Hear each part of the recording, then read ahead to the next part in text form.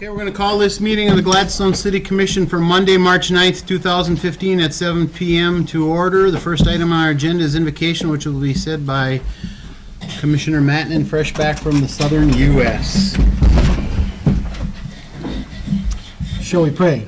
Heavenly Father, we thank you for your love and your goodness to us, and we thank you for the great day you've given to us as an inspiration for early spring. And Father, we thank you for this community that we live in. Because we have the freedoms that we enjoy, where we can come meet together to discuss what comes before us. And Father, as I'm thankful for each one that's made the effort to come out tonight. And may we respect each other's opinions, and may we have your wisdom to guide us and direct us in all our decisions. I ask this in Jesus' name. Amen. Amen. Pledge allegiance to the flag of the United States of America and to the republic for which it stands, one nation, under God, indivisible, with liberty and justice for all. Will the city clerk please call the roll? Is here. Commissioner Foster? Here. Commissioner Gay? Here. Commissioner Mattinen? Here. Commissioner Ness? Here. All present and accounted for. First item, I'm going to read, city manager's given me something called Good News Award to the Gladstone Electric Department. From the City of Escanaba, the heart of Michigan's Upper Peninsula. This certificate of special recognition is presented to the City of Gladstone Electric Department in grateful appreciation for your outstanding efforts in coming to the aid of the City of Escanaba to restore electrical service promptly following an electrical disaster at the Escanaba Power Plant on February 2, 2015. The people of the city are forever grateful. Conferred this day, February 19, 2015, on behalf of the Escanaba City Council, Escanaba, Michigan, by Mark D. Tall, Mayor, and James V. O'Toole, the City Manager. So. And it has a city seal on it. So we've always, in my many years of experience, helped the two communities have helped out each other whenever they could. So I'm sure we were glad to do that. I'm sure we didn't suffer any loss of service as a result, and they've come over and helped us before when we got hit by tornadoes. So, thank you to our electric department. Next item on our agenda is public comment. I almost went by that. Anybody like to speak? Grab the podium, Mr. Juno. Yes, Richard Juno. I live on 29th Street. First thing I'd like to know, how are our ski hills doing? Are we making any money per month, or are we losing this year? I don't have the budget numbers this year. I mean, with me right now. We're doing okay. We're not. Okay, are we losing?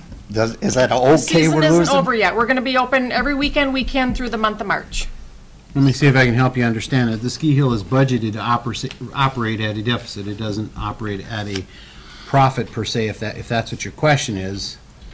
Right. The amount that was budgeted versus as far as the deficit versus where it's going to end up at the end of the year is yet to be decided because you haven't closed the books yet. Correct.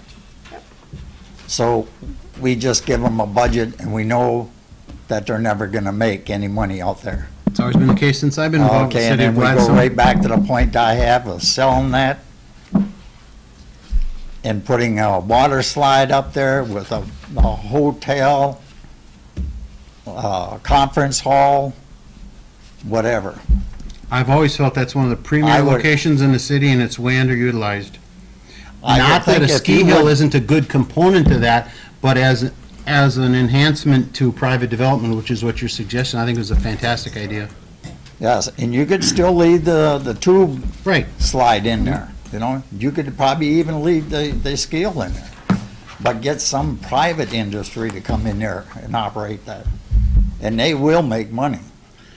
Unfortunately, the if city you of put a Gladstone, water- about 1997, 96, 97, actually had the chance to sell it and declined. So that would have been a chance to get a lot of private investment into that area. But you know, that's how the Dells started. They started with one water slide, Who? the Dells in The Dells, Wisconsin. okay. And then other people come in and bought pieces of land and put up more water slides, and look at what they have now. But you have to start someplace. And what you need is a tax base. Amen. So if you don't sell any property, you're not gonna get a tax base. Have you read the agenda tonight? So, that's one thing. Another thing, I live on 29th Street, and that would be a good place to start a racetrack, because I could sell tickets, because 90% of the people that utilize 29th Street are speeding, including our city dump trucks, the school buses.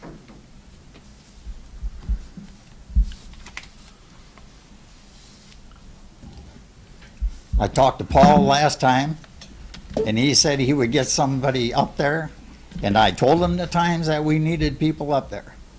And I haven't seen one patrol car during them times. So, if you start issuing out some tickets, it'll slow them down. But if you let them go like they are, they're gonna keep speeding until somebody gets hurt. Obviously, Paul's not here to respond tonight, Right. so I don't know what the department's response to your question was. Right. I seen one up there tonight, safety patrol, city police, he was up there at 4 o'clock. By that time, everything is quieted down, except for a couple Jeeps and some four-wheelers.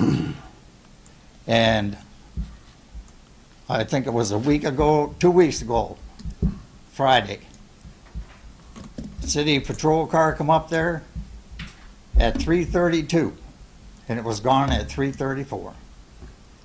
Just made a swing and then hit the light, just so they could check the block that they had been up there.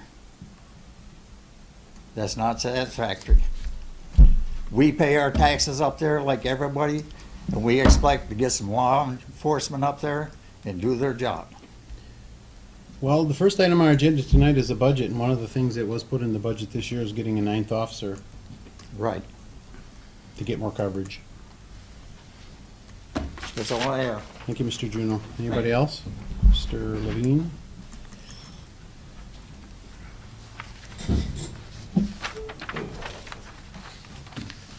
My name is Ken Levine. I live at 2722 South Hill Road. What was the budget for the compost pile last year? 45? I do not have, no, I don't have that with me. I may have it with me if you want to wait a minute. I'll wait. I'm sure you got all night, right? I think I have a detail of the budget in my package here from the budget hearings. From, 'Cause- he wants last year. well, just to give them an idea what it is, I guess is what I was looking at. You have one?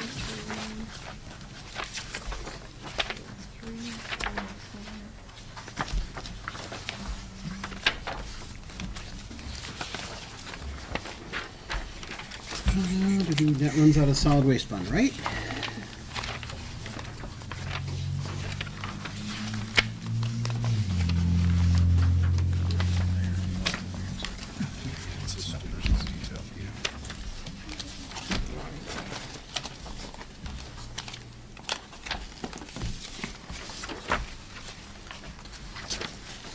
There's your budget. Composting for the 2014-15 fiscal year, the one that we're closing right now, composting budget is $45,340. Okay. So why did you raise the compost another 95 cents? Because you were getting 68,000 to start with. And it was 45, where'd the rest of the money go? We didn't raise this, we're not proposing to raise any solid waste rates this year. No, but you already did raise it 95 cents this last year here. Last In year. the last fiscal year? There was a rate adjustment, was it But why? 45 cents or Why was it 95 raised cents? if you're getting 68,000 at $4, then you raised it to $4.95? That $4.95 on your utility bill does not only cover the compost site. I know about that. But there's about 500 people going to solid. That's what you No, told me. that covers the city cleanup line item. And that also covers any other services that the residents request of our Public Works Department. Anyway, that's over $100,000 you're collecting now for that compost pile. And what is being done about it? What specifically, are you talking about enforcement issues, Mr. Levine? Pardon? Are you talking about enforcement issues? I'm talking not only enforcement issues, I'm talking, you're getting $100,000 now. What is going to be done to the compost pile? Are we going to have a gate up there? Are we going to have things? Or are we could do it this way. We could give everybody, 1,700 people in Gladstone, a little sticker to put in their window. And if we find anybody in there without a sticker, we're going to insist they be arrested and given a ticket. Because for all these years, they've been getting away for nothing. That's baloney. One of the things the city manager sent us since the last time you made a trip down to our meeting is she sent a letter to Brampton Township I residents. know about that. She Okay. told me about I that. don't know if she sent it to What about the Escanaba other- Township residents yet? I did not yet. Okay. And they have signed the area, but obviously there's, They can't even hardly read them signs. The letter's so small. I've got my eyes done, and I still have to stop to read it. We're we're looking at prices of these stickers that you're talking about. They're not very expensive because I called somebody in Illinois. They don't cost a lot of money to make stickers up. Right, but we're thinking of centralizing our sticker system, so one color's for the compost site, one color's for the harbor. We have other areas of the town that we issue stickers for. So we're trying to see if we can get more bang for our buck on when we order these kind of Okay, stickers. also, last Friday, I went in there. The plow plowed the road back around the brush pile, and there was lumber dumped off there. There was some old cabinets, and that road was leading right back to where the other stuff was dumped. Why was that plowed out? Why was it? I That shouldn't can't even be answer that. plowed this time of the year. It should be closed. There's nobody needs to go in there. You know, I was born and raised in this town. And I know a lot of people in this town. And I've talked to a lot of people in the last couple of weeks. And there's very upset people in this town right now. I think it's time for us to realize, start spending our money for stuff we need. Not all this stuff. We can't afford all this stuff. The taxpayers are paying for all this stuff. You got senior citizens that are getting commodities and food stamps and getting heating bills help paid. I got a neighbor across the street, 90 years old. I bring her a dozen eggs. You think I bought her $1 million? Now this town's got to straighten out. We got to have some business come in here and start bringing them in. Not tell them they can't come in. They got to be told that they can come in. This is baloney. I lived in this town. I love this town. are you familiar with the Downtown Development Authority, Mr. Levine? I've heard of it, but I'm not familiar They with it. meet every Tuesday, and unfortunately, I can't make their meeting tomorrow because I have to work tomorrow. But the Downtown Development Authority has been something that since I've been on the commission, I've been pushing the Downtown Development Authority to try and change their focus so that they'd start trying to bring traffic into the downtown area through the budget that they have, since the city doesn't have a budget for promotions.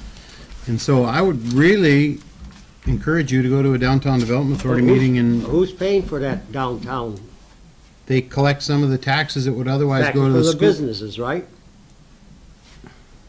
They collect some taxes, and they have a budget for promotions, and I would like to see them take a bigger part of their budget and do more promotions and do more business attraction. That would be a good thing if it could happen. I But you don't need to see get it. people to come to the meeting and participate in that, and so that's why I'm encouraging you to When do is the that. meeting? It's every, Second Tuesday. second Tuesday of every month at 8 a.m. at the building right over in the 900 block of Delta Avenue that the Downtown Okay, Development I got Authority one more purchased. question. How much are we going to charge these people in all the townships? How much are they going to pay? You should already have that in your 40? budget. I thought it was 20. The letter that we sent to the townships? I thought that was 20. Was it 40? It might have I been. think it's $40. You gonna charge everybody $40? No, the township residents. Yeah, Yeah. That's what he's asking. Yeah. okay. Do you realize how much money that's gonna collect? That would pay for a police officer. You figure all the townships around here? Wells Township. And my folks used to live over by the terrace. They had a Gladstone mailing address. I checked with the post office. All these townships got a Gladstone mailing address. Yep. And when I first went down there and started checking, they said, "Oh yeah, we live in Gladstone." I said, "Where you live?" They told me. I said, that stop sign over there is the end of the city limits. You don't pay no taxes in Gladstone. And when they tell you, and really arrogant about things, "Oh, I'm coming back." Well, that's baloney.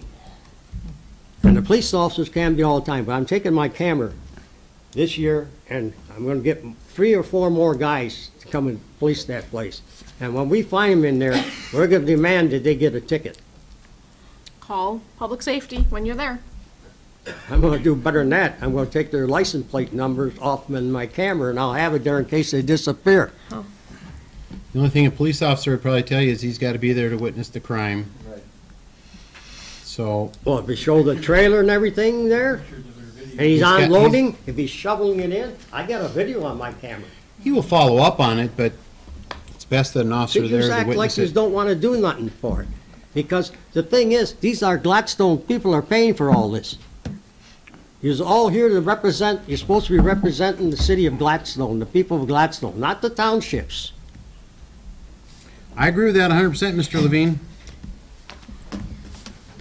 I attended a meeting just the other night where there was a township representative, and that township representative was there to defend the township and to make sure the township didn't end up getting the price tag for a program that's being started, and I respect that, and the city commission should do the same thing, because somebody's got to look out for the taxpayers, but you got to participate, and you got to call an officer when you see a crime being committed.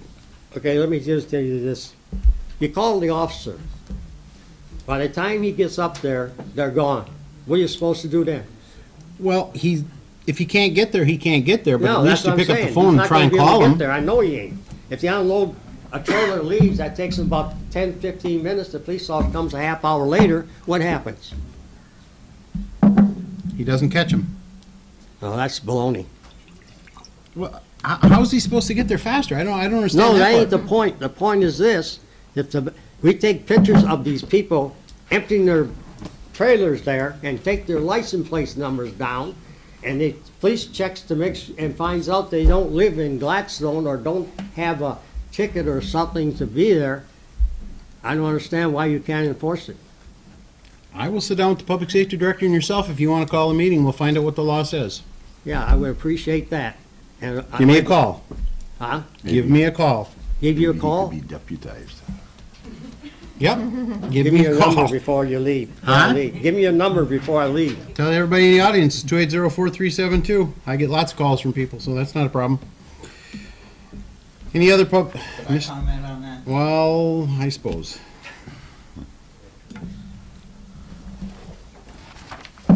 Why don't we see if we can't get a bunch of retirees to go up there and monitor? I've had 3 That guys area. with me.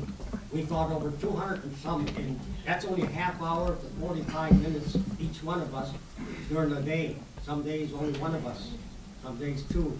Saturday and Sunday, they load up all the way out to the road, and the compost pile is out to the road because. so Okay, I've given And you a I resolution understand to that. that. I'll ask you to call me, but I have business I got to move on to. If there's Okay. something new, But if you fence that, and one of us go up there and monitor, and somebody's doing something wrong up there, you lock the gate and you don't let them out until that I don't know about officer that shows first up. solution, but.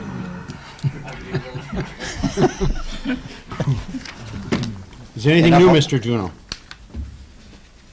I think volunteers are. If you're gonna have stickers, and somebody from outside of Gladstone wants to utilize the compost pile, you can sell them that sticker for a year. That's what the proposal is. That's why Darla sent a letter to Okay. Brampton Township residents. That's all I have. Anybody else on public comment? Mr. Hughesby? With the compost but did anybody ever check into if you could separate that and sell it to Lake St. John? I know they pay $1 a ton when they chip that stuff up. They'll go in and they'll chip up all the tops and that, and they pay $1 a ton. And they haul it to Mead for fuel over there. Is it Mead buying that? That guy comes in there with that stuff? They did? Yes. When they're chippers, Yeah, they were in there they'll for go a in few days. and do it. So it didn't cost us anything to chip No. it down and get rid of it. They Yeah, took that's it a good to thing. Mead, so that offset that. Is there any other public comment? I know your name, but I can't think of it. Gary Wyckoff. There you go. 36 Royal Oak Drive. And I've just been going through the budget a little bit today, but I noticed that our wastewater and water prices are increasing again. I'm not sure if we're going to have an opportunity to comment after you discuss the budget, but in the interest of, I guess, asking the question is, why is it going up in both 4.2% in the wastewater and 5% in the water fund? Now, a quarter of $1,000 doesn't sound like much, but I know that I put an awful lot of water out in the summer that doesn't go in the wastewater. And the only way that I've been allowed to count for that is if I pay, at one point it was $7.50 a month for a meter that I could put on my hose bib. But can, any chance that we could consider going back to a summer rate? I mean, when my average water usage isn't great, it's about 2,000 to 3,000 a month, but it'll spike in some months up to 6,000 or 7,000, and I can assure you I'm not taking that many more showers or anything else that time of year. So is there any way to entertain some way to adjust this without having to pay a $7.50 a month for a meter you install on your hose bib? Curious. The water wastewater supervisor is here. I don't mean to put you on the spot, but I think you'd probably be the best person to answer that question. We can't go to a descending rate and apply for any state or federal money because they're under the California rules where they want water conservation. So they don't want to reward people that are using more water. And so that's all the grants and the state revolving loan funds are set up so you have to have a fixed rate. Well, then I guess that begs the question why we're paying more for water this year. Each year seems to be going up. Wish I could kick my income up 5%, actually 10%, 9.2%. I mean, I guess something the gentleman here is saying, you know, I just had another neighbor of mine put a for sale sign up this morning. And the house behind me has been up for sale for a year and last year never had a showing. Another neighbor of mine pulled their house off the market. So I guess there's a lot going on here that I think is making it difficult to bring people into this community. And as we keep paying more for even small things like water, it's noticeable. So it's just my comment. This community is not growing. It is. By any way to look at it, this community is not growing. And on the agenda later on tonight, I'm going to have a presentation for the City Commission where I'm going to discuss some ideas that I've had with staff, several staff people, where I think the potential is to grow in the community because the community has to grow. There's no question about that. Well, I don't think anybody would disagree with that at all, but Well, I do. I think probably some people would say, well, but that's a bad place for growth. And so if we don't use the places where I'm going to suggest we should look at growth, then it pretty much shuts off any ability to grow. And you're right, the rates are expensive. But what the supervisors are going to tell you is all their equipment, for at least the last 5 years, they haven't spent any money on capital improvements. They've just been operating. And there's only so long you can operate before your equipment starts to fall apart. But when you have no growth, it makes it really hard to come up with any money for capital improvements. And so the only other thing you got to do is start cutting fringe benefits and pay. And we've done a lot of that. I think the city employees have taken big cuts. I understand And it that, looks and worse going out into the future. If you look at the budgets that were presented to us in our budget hearings, they get worse. They don't get better. Well, I'm probably as fiscally conservative as anybody in this room. And I came to your last meeting when you discussed this. I walked in the room and I was all set to be pretty negative about it. And after hearing the discussion and listening to your discussion of it, looking at the pictures, I walked out feeling, yes, we need to be able to get the damn fire truck up the hill where I live. We need to get some of this equipment that you're using for the roads. It broke down into my neighborhood, so I understand that. But then I come here and I keep seeing water funds going up. We're looking for money to albeit not a lot, but for a trail out here. It just seems like there's some discretionary areas here that maybe we could spend a little more time considering. I mean, I certainly agree this needs, and I did You can change see my our agenda mind, and tonight. I'm willing to support the millage to do that. But You can see our agenda tonight is going to be the budget, so I imagine there's going to be, I'm going to open it up to the floor for that as well, so. One thing I would like to add in, as far as the water, I asked the question, I don't believe you were at the last meeting, but I did ask the question as far as where we rank within the UP, as far as our cost, our charges, rates for water and wastewater, and we're right in the middle. So there are communities with significantly higher costs for water and wastewater than us. I guess my biggest gripe is maybe not so much the price, it's getting charged for wastewater that's not going down the waste stream. But in any event, but I'll tell you, my winter taxes last month, or the last time, averaged out for where I live, and I don't live in a fancy house, was $409 a month is what that winter taxes averaged out to. So you start adding these kind of costs to it, it's getting pretty expensive for people on fixed incomes, and you begin to see why some of these people are having to move a bit. So that, take that for what it is. There's a reason people are. Absolutely. The city has done a terrible job, in my opinion, not pointing the finger at anybody, I'm just saying the city has done a terrible job of marketing the fact that the city is a full-service unit of government compared to the townships that surround us, and that's where the growth is taking place, outside of the corporate limits of the city, outside of the ability of the city to tax or to sell utilities to those people. They're moving there for a reason. The city has not marketed the fact that if it's going to cost you more, you're going to get superior service. That's the only reason why you'd want to live in the city, if you get superior service. Any other public comments? Seeing none. Moving on to the consent agenda, we have the City Commission regular meeting minutes of February 23rd, 2015, and we have payment of bills in front of us.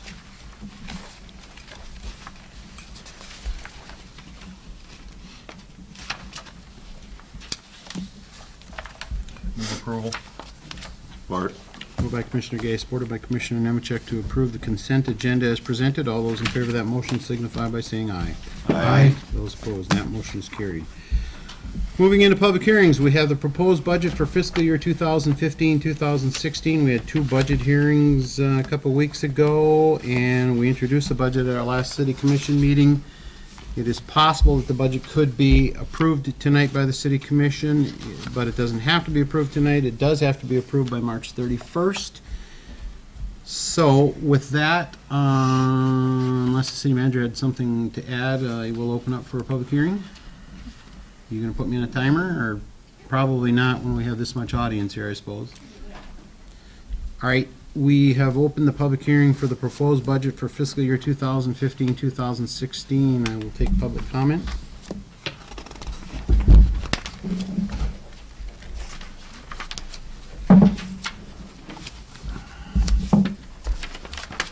I'm Tim DeClaire from Waterford Avenue. Regarding your proposed budget,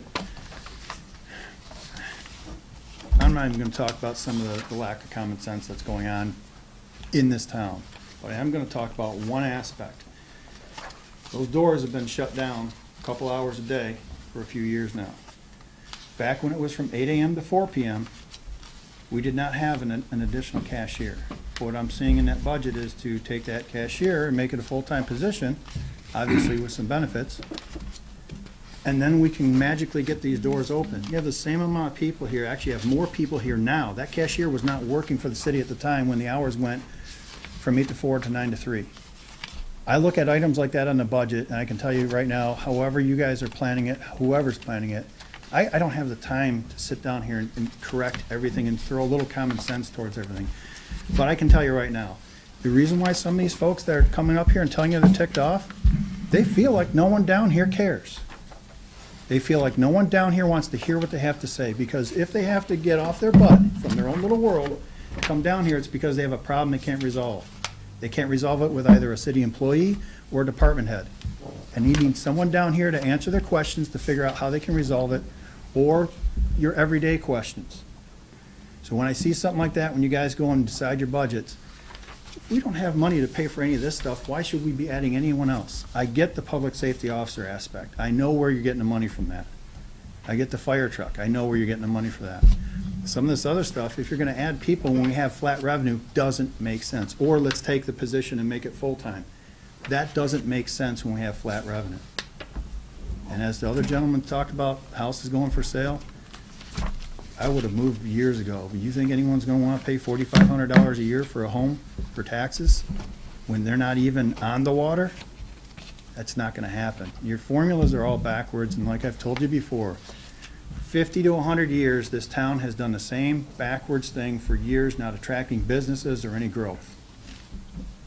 I've watched time and again as past and present commissions have come through, past and present city employees and managers, city managers. It's the same old story, and unless you guys do something, you are going to be pretty much well-known for killing this town. It's whoever's around when the town finally dies is the one that's pretty much gonna get the blame. I know what you're talking about with some of the development. I'm in favor of that. Some of it, depending on how you do it, but I can guarantee you right now, when you have someone on the planning commission who's a realtor where there's a possible conflict of interest, I have a problem with that. Why would I go to a planning commission to tell them, why would I go to a DDA commission to tell them, hey, you guys need to promote the city more? Don't they already know this? If they don't know this, Mr. Mackey, you're the mayor, I mean, can't you just write them a letter and say, listen, or a memo, or an email? You guys need to concentrate on this? I have. Then what's the problem with getting rid of them and getting some new people then? Some people that might actually have the benefit, or the idea of what's best for the city in mind. You get tired after a while, Tim. I know. I get tired coming down here. I've been doing it on and off for how many years now? 12, 14 years? It's frustrating. But the person that runs day-to-day operations, you've never called me to sit down and discuss the budget. I try, forget the budget aspect, when I deal with problems here, I try to go to the department heads to deal with them first so I don't have to deal with you. But if you're not satisfied with them, you've never called me. Where's the common sense though? Why isn't you close this down for 2 hours a day? I really don't even care why. It sent a clear message to the citizens in this town, particularly the people who pay the bills. The previous mayor wanted this building more secure. So we You have a new locked the mayor front right doors now. and we This- installed security cameras. I get that, but your office hours are from 9 to 3. You're not even from 8 to 4 or 8 to 5. That sent a clear message to everyone in town. Who has the time of day to come down here between 9 and 3 if they're actually participating in the workforce? We are Which is a available by lot of people who appointment. are. I've been here many hours, well beyond 5 PM meeting with No citizens. one knows that. They see the hours though. It's on the front door or by appointment. Or by appointment. How about from 8 to 4, have someone at least there from 8 AM to 4 PM, whether you have to shift some people. Let me put it this way, if in my business, if I owned a business, and the hours are only open so long, and the people participating in that business, well, we're just gonna shove them off, and hopefully they're gonna do all this electronic stuff or whatever. If they're coming in more and more and complaining, and I have a shareholders meeting, those people are complaining about how the business is gonna be run, guess where it rolls downhill to? Think about how, if you were my employee and I owned this city and I was the boss and you were managing the city for me, I would have fired you a year and a half ago or longer. The people, I've been door to door in this town. It's insane. There are people out there who talk to me about stuff, they have no idea what they're talking about, but the common thread is there. It's the same people in City Hall, the same and past and present commissioners that they've had problems with. It's the same story that's been going on for decades. It's time to literally use just an ounce of common sense. You're gonna open up the hours a little bit longer, only if you're gonna get another position that's gonna be full-time? I don't get that, because that person was not working here when you had hours from 8 AM to 4 PM. I'm just pointing that out. You guys do what you want with the budget. You screw things up, I'll just complain even louder. Because there's no way I can sell my house. Thanks to the people in this building, past and present, there's no way I can sell my house. You tell me who's gonna willing to pay $4,500 a year in property taxes, I will drop the price just for them and walk away. Have you tried to sell your house? I'm trying to make this city more Have successful. you tried to sell your house? I'm not going to bother selling it. I have a business I'm running here. I have a You vested said you interest in can't it. sell your house. I'm just asked you if you tried to No, sell I'm it, that's telling you all. from talking with realtors, they don't tell people, hey, it's Gladstone City taxes. That's a bonus in selling. Gladstone City taxes are less than Escanaba. Gladstone City taxes in total As a millage for rate. non-homestead If you're talking to city is less millage- than 60 City mil. millage or total millage? Please. Seriously, if he's gonna throw that out there, city millage versus total millage, there's a big difference. I understand. I just don't want to have any fights here tonight. We're open for input, Tim. Throw some facts. Right. I've talked with realtors. Do you have a Yes, sir. master plan for the city? Because I would really like to see I have it it. right here. Where? I have a copy of the master plan right here. I've read through every page of it. No, I've got but lots do of little you, notes. do you have a suggested path the city take? I have some suggestions for when that meeting comes I'd up, like but to- that's I'd like not to hear 'em. part of that meeting, though. I mean, I'd seriously like to hear them, because you've obviously put a lot of thought into this. I do put thought into it. I talk with a lot of understand that. people. But if this town were successful, But You would- this I would town's like to been try to dying make for you part of the decades. success. I have the city plan, the master plan. I had to come down here and get it because there was. a No, small I town with a understand, website. but if you were the king, what would you do? I would sit back and make sure that whoever's doing their job is doing their job first. If I have someone in charge of everyone else, I understand you that, know how but I that mean, works. Your job here is to make sure Darla's doing her job. and Her No, I job is to make understand sure that. everyone else is doing their job. That's simple. I'm not even seeing all that being done. Not in my travels. I mean, I've only been on this a short time. I'm trying to get, a feel for all of this. I've lived in the city a long time. I pay taxes. I see houses selling on Minneapolis Avenue. I go up that street and the houses sell without seemingly a whole lot of time. People say you can't sell a house in Gladstone. I see a lot of for sale signs come up and go down. I do. Talk to a realtor. Just walking up and down the street. I would guess in the last year, Talk to a I realtor. drive up toward McDonald's every morning and I see 8 or 10 for sale signs that have sold and gone. The best advice I got from a realtor that was in this county said, market your house to anyone that's not from this county, not from the UP, not from the area, that has more money than brains. Because once they realize after that first year or two of what their taxes are, they're gonna be scratching their heads wondering what to do, like I've been doing for the last 14 years. Well, you keep saying they're high, but they're not any higher. They're average. They're really below average. All right, this isn't part of that whole thing, but that's not even true. That's not I've even checked true. it on the internet. I've taken the state of Michigan It's millage apples and rates. oranges, sir. I've looked at all over every city in the UP. I've jotted them down.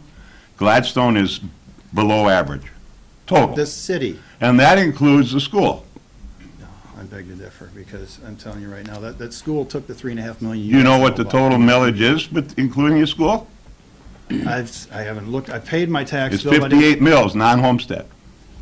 Escanaba's 59. what about Kingsford, Homestead? 62. What about Homestead, though? Homestead is for the people that live here and pay taxes. That's right, then it's 12 mills less.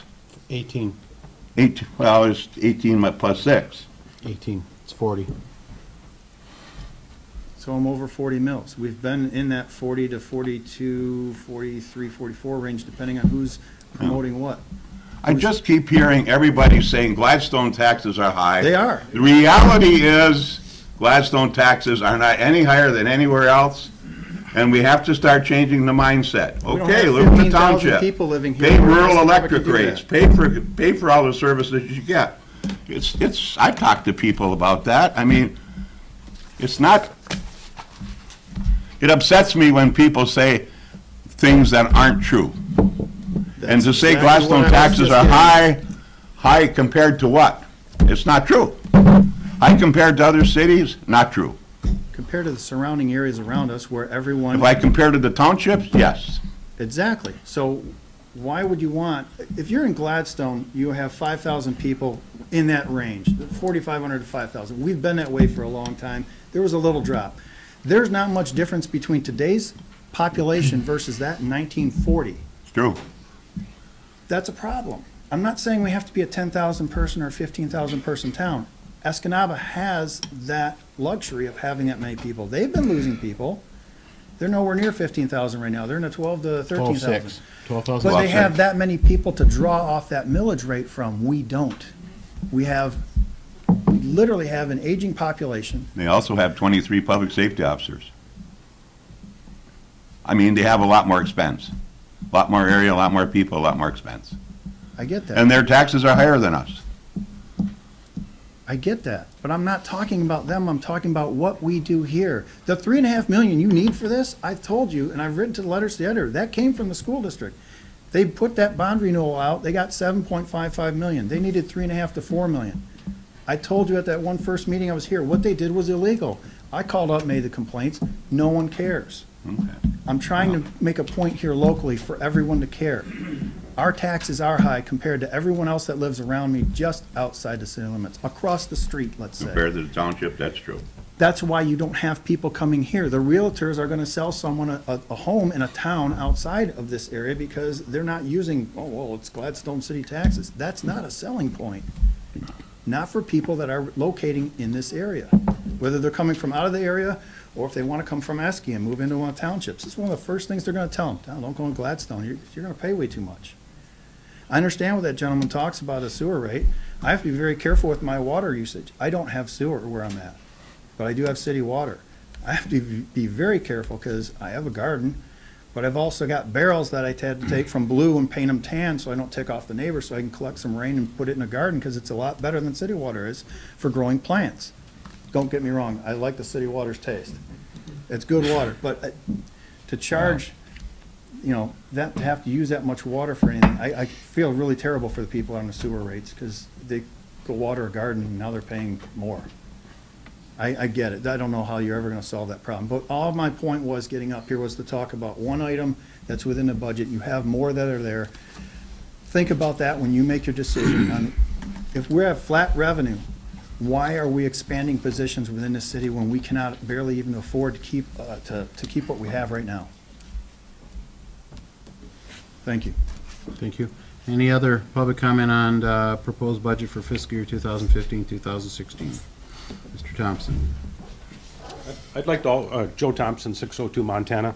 I'd like to also encourage looking at not, expanding the clerk to full-time, but maybe look at an alternative to shifting the hours from like 10 o'clock to 6 o'clock or something like that so that people that work, I work from 6 to 4 usually every day. You're not talking about every day, you're talking about maybe a day a week or something like that. Yeah, just like a day a week or 2 days a week, just I've heard that suggestion shift from the a lot of hours. people. Yeah. With the revenue being flat and, all the other things you want to do, I'd rather see the money being used more wisely than creating another full-time position. Until the revenue stream comes up, I'd encourage, not hiring anybody. That's what a lot of other people are experiencing in industry is that, we just can't hire people, and we're learning how to do things different ways and more creative ways to try to get the same job done with just, that many less people. And I got another question too about the water fund budget. I'm just looking at the CDBG repairs, and I'm kind of curious what those are. That's the freeze up we had last year that Eric worked really hard and got a lot more bucks than most communities did in order to fix the problems with an aging infrastructure that. So this would be the new water main that. I'm quoting that correctly, am I not, Mr. Buckman? You're gonna do that this year? Yep. And the alley's gonna get repaved? Two main, two blocks of alley and brand new pavement, new main and laterals on property lines. 2 blocks on 4th Street from public safety up to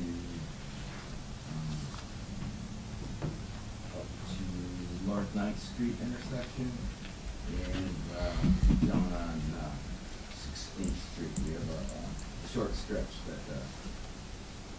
we're going to be replacing. Okay, that'd be great. That's all I've got. Thanks. The point I was trying to make, Joe, was that Eric beat the bushes really hard for outside funding to pay for a lot of this, and other communities still had the freezing problems and they didn't get the outside money, so I think Eric should get credit for that. Any other public input? Mr. Juneau.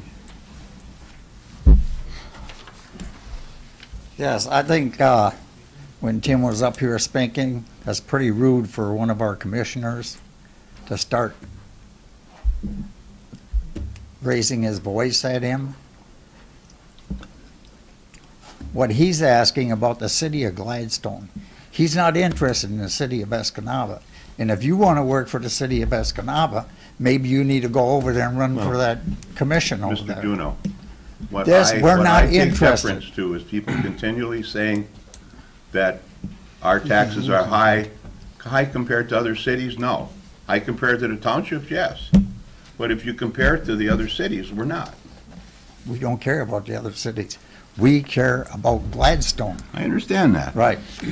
I understand That's that. like somebody down the road gets 2 pieces of candy for Halloween, and you come back and you're mad because you only got 1 piece. You see what Well, I'm saying? I don't think this We conversation's- really don't care about I hear what what- Escanaba paying. I hear what you're saying, but unless there's some comments about the budget as developed by staff, still taking public comment, the clock is still running, you're not running man a clock since, Mr. Hughesby. Hughesby, 1403 Wisconsin Avenue. What is your MERS? What are you paying for MERS in this next budget? It's getting uglier and uglier, that's why future years are getting No, really bad. I don't need that. Close to 700,000. I'm pulling the numbers up right now. I think it was 680, something like that. And it's gonna go up in about 8 years, it's gonna be over $1 million? 2021, it Or was 20 I thought it was projected to 2023. be just over $1 million. No, it's 2021, and then Okay. it was projected to decline after My that. point is, in about 5 years, you're gonna pay about as much as what you're planning on getting for these projects in 15 years.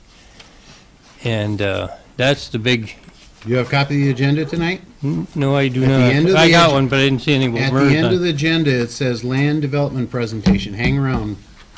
Does that have anything to do with the MERS? Is there any? It's my proposal to start getting some growth back into this community, because if we don't, we're gonna be cutting services. I mean, are you planning no on choice. putting anything extra into your MERS? 'Cause I know what you're at 51% funding right now, Is it 51? and that's the bare minimum you're legally allowed, I do believe. There's It's some a problem, communities it's a huge worse. problem. If you can't get some extra money into that, that's gonna kill you down the road. Yes, it will. Any other public comment on the budget tonight? All right, I'm gonna go back to the city manager. Is there anything you wanted to add before I ask the commission for their input? Maybe if I could just clarify a few things. Okay. I forget which night it was, the 16th or 17th during the budget workshops. I believe it was Commissioner Gay asked, how much, by making the cashier full-time, how much more would that cost the general fund? And I said peanuts. The exact number is, current fiscal year as part-time, $714.31 of the cashier's total wages is charged to the general fund. The rest of her wages are charged to the enterprise funds. At full-time, $1,722.80 in the 15-16 fiscal year will get charged to the general fund. That's an increase of $1,008.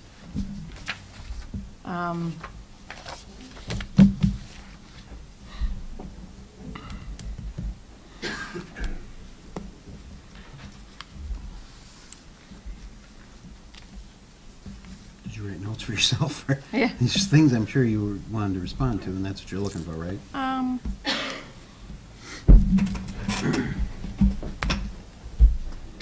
Prior to the current cashier being hired, we've had to shift duties due to lack of staff. But when we hired Cindy as the cashier, the utility duties are in a different department, and that person is also doing what the previous office clerk was doing, which is not a filled position, hasn't been since 2009. There may be more staff at City Hall, but the workload came with the staff when they came to City Hall. It wasn't like we hired new people and they had no duties when we hired them, and we were able to shift duties. March 31st, 2014, the electric department supervisor and one of the linemen retired. We hired one person to manage the electric department and the public works department, so we're still one short in the electric department. We have 2 trucks, 2 crews, but I don't have 2 full crews because I don't have 4 certified linemen. In the last union contract, we allowed a lineman in training position. I explained at the budget workshops, to be a full lineman, it takes over 3 years and 7,000 hours to become a full lineman. So we won't have a full crew even if that person starts the training immediately for 3 years down the road. What she's talking about is journeyman. Right. the So end of if, 3 years. by that person coming from DPW to the electric department, we're already down 2 people in the DPW department due to retirees a couple years ago. So I propose to replace that person in DPW. So it's not 2 new 40-hour-week full-time people. It's one going from part-time to full-time, minimal expenses going to the general fund. And then the public works employee, the only time they would charge to the general fund is if they worked in the cemetery. That it, or? That's it. All right. Now you guys get to listen to the commissioners debate this budget, which, as I already said, doesn't have to be approved tonight. It could be approved tonight, but it does have to be approved by March 31st. So I'm going to start out with Commissioner Mattinen. Well, I wasn't physically here at the budget workshops, but I was on a conference call for that period of time, and I had the budget, and as we've gone through it, at this point, I had some concerns about it, but I'm in, the way it sets, it's something I can live with, so I don't have any specific issues at this point, but depending on what's going to be said, I might want a second go around. If I give you one? Sure. Rebuttal. The rebuttal, yeah. And I will give you one, you know that. Commissioner Gay. Personally, I'm not prepared to adopt this budget tonight. One of the things I've actually been mentioning the last couple of years is keeping an eye on profitability of the ski hill. It's been brought up, it's been a point of contention for a long time, and I'd like to have some specific numbers on that before, personally, I'd like to have them before I vote yea or nay on anything. Is it possible to get those numbers? Not tonight. As far as we have, you know what I mean? We're planning to be open every weekend in March. Well, I have the sense, you used to be my assistant, I know what you To know the best financially of our wise, that I ability, think yeah. you can probably give us a pretty good estimate. Okay. Right. And I'm not opposed to modifying the hours to accommodate. I think that what we really need, contrary to what anyone says, if you look at, like one of the gentlemen mentioned that we don't need all this stuff. Well, I can guarantee you we need a fire truck, that's part of it. I can guarantee we need another public safety officer. And if anyone's gone down and looked at Public Works, there's no question there. The work to be done on the City Hall is only going to benefit the building as far as preserving it. So those are things we need. And my concern is that we had some static as a result of the 1.8 that was levied last June, and we really need to have this bond proposal if the commission decides to do that in November. I think it sends a negative message to be justifying additional hours by making the cashier full-time. One thing we definitely need to do is we definitely need to take that person that is, we only have one now, the trainee position for electric. That definitely needs to go, he definitely needs to go full-time so he can, because what was our youngest electric department employee's been with the city 25 years, I believe. No. No? 15. 15, okay, so we definitely, and we have one person that's eligible to retire, is it 2 years? 3 years? So we definitely need to get that, because we'll be in the same position when that person retires. We'll only be able to field one crew legally for safety reasons. I think we need to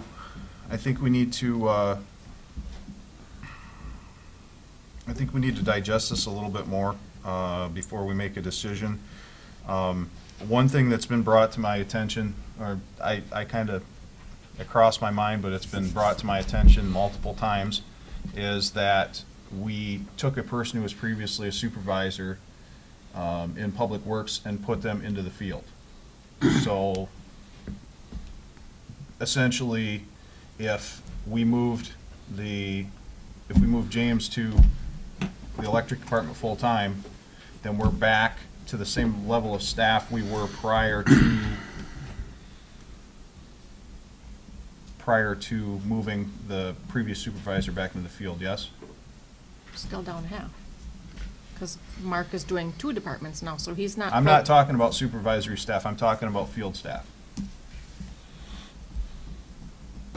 But there was 2 retirements in, McIntyre and Bertonia retired, but when Barry was running the department, he had 6 Yeah. guys in the street, and Barry's in the street right now. That's my contention as well. but I think that we're looking at adding an extra person. I don't fault you for proposing that to the commission, but the commission's got to adopt a budget, and if the commission wants to fill that, wants to give you authorization to fill that position, that's one thing, and if they don't, that's another thing. What So- I'm getting at is, if we took James and moved him to the electric department full-time, with Barry in the field full-time, we are at the same level of field staff as we were prior to moving Barry into the field, correct? Barry's been moved into the field, not full-time though. He's still doing coordination of the employees, plus he's working on the asset management. He's kind of doing planning and field work as needed. My understanding is he's been in the field the vast majority of the time. And frankly, we have a, He's working on asset management too in the meantime, somewhere. okay, well, I guess my point is that I believe that we need a positive response for a bond proposal, and I think it sends a bad message. That's my problem. And if it's possible for us to continue with staff constituted the way I described, I think that would be beneficial in the long run, because I'm playing chess here. I know we have things further out that are bigger concerns than the immediate right now, and we have to plan for that. So that's my thought. And I think alternating, the Secretary of State, they're open, I believe it's Wednesdays, they're open from 11 a.m. to 7 p.m., and that allows people who, work till 5 or 5:30 to still be able to do business with the Secretary of State. So I think we can accommodate, I believe Mayor Mackey mentioned at the last meeting that one of the first things that the emergency manager did in the city of Flint was to shut down City Hall to 1 day a week. Yep. That was it. I'm sure that created a bit of consternation among the folks in Flint, and I would never want to go down that road, but I think we can make some accommodations with the current man hours that we have now to make City Hall more accessible. I think that's all I have for now. Commissioner Bostwick? I too have concern about making the full-time cashier. I think like 1 extra day a week, having like 9 to 5 or something, or 8 to 5.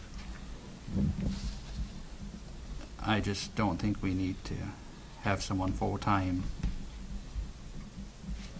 So I guess that's about it. Commissioner Nemecheck? I've sat through all the budget hearings and had my questions answered at that point. The extra person in the office here doesn't sound like what Darla said. It was going to be $1,000 a year. Is that right? To the general fund. To the general fund. Most of it will be on utility funds, and we've heard some complaints about utility rates increasing as well, so I understand take that for what it's worth. I understand that. My biggest concern in this budget doesn't address it, nor can it address it, is the eventual $1 million. And where is that going to come from? You can talk about the surpluses perhaps in some of our city funds, but it doesn't come anywhere near. And I didn't understand what happened there, but to some extent it was the investment, right? The state of Michigan investment took our money and invested it in 2008, lost over half of it. For defined benefit? The biggest thing that happened to defined benefit is when things were going good, before the automobile industry darn near shut down in Michigan, before Michigan went into a one-state depression, when the United States was in a recession, MERS was encouraging communities to adopt bigger and bigger benefits, and they were having an estimated return of 8% on your money, which is not realistic in the long term, and it crashed. And so the value of the assets, literally almost overnight, that are held for current and future retirees of the city of Gladstone out of the defined benefit, those assets got devalued to the point where our funding levels were down to about 51%, as Mr. Hughesby said. Just like that, because of... What percentage did it drop? Half? Would half of our money go away with these investment gurus in Lansing? If you're 51% funded, yeah. Okay. We never were at 100%. I mean, I don't say we're at 75 to 80. think that the people know that.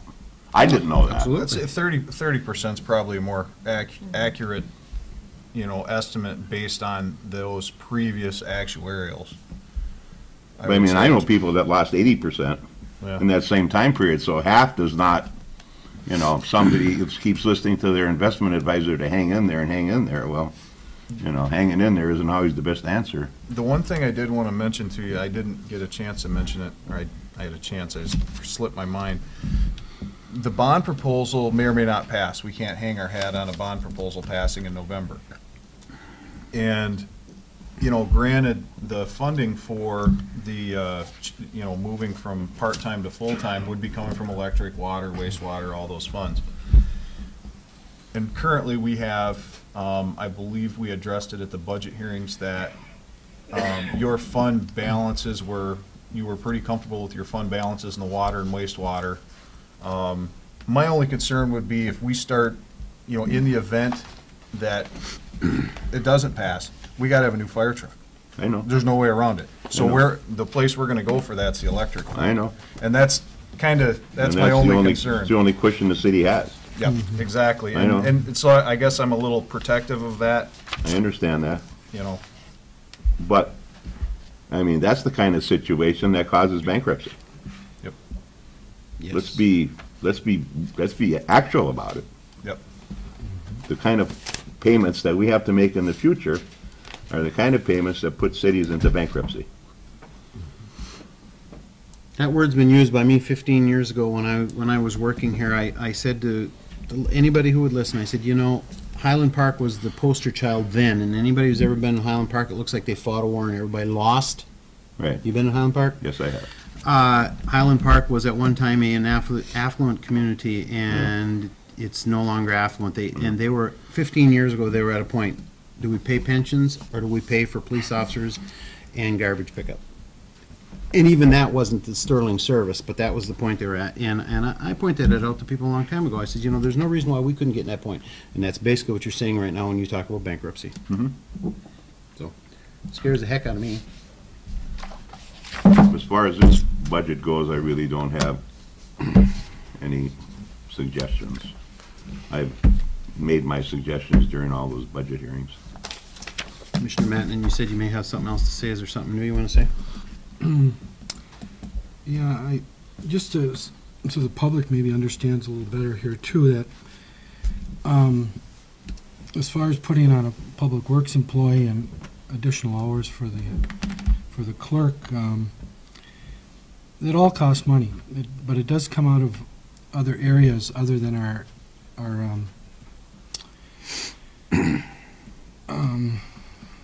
General fund. General fund, thank you. And our general fund is really the most difficult fund that we have. I mean, the electrical fund is doing fine. The enterprise funds with the water, wastewater, and solid waste, they're doing all right. We're trying to maintain there. But really, it's the general fund where we have the big issue. But yet, if you look at it, that's where we're impacting our budget the most by putting a public safety officer on. And, so, if we're going to be willing to put a public safety officer on, I think we have to keep up with the rest of the community too, because actually, that impacts us more probably than the rest does. And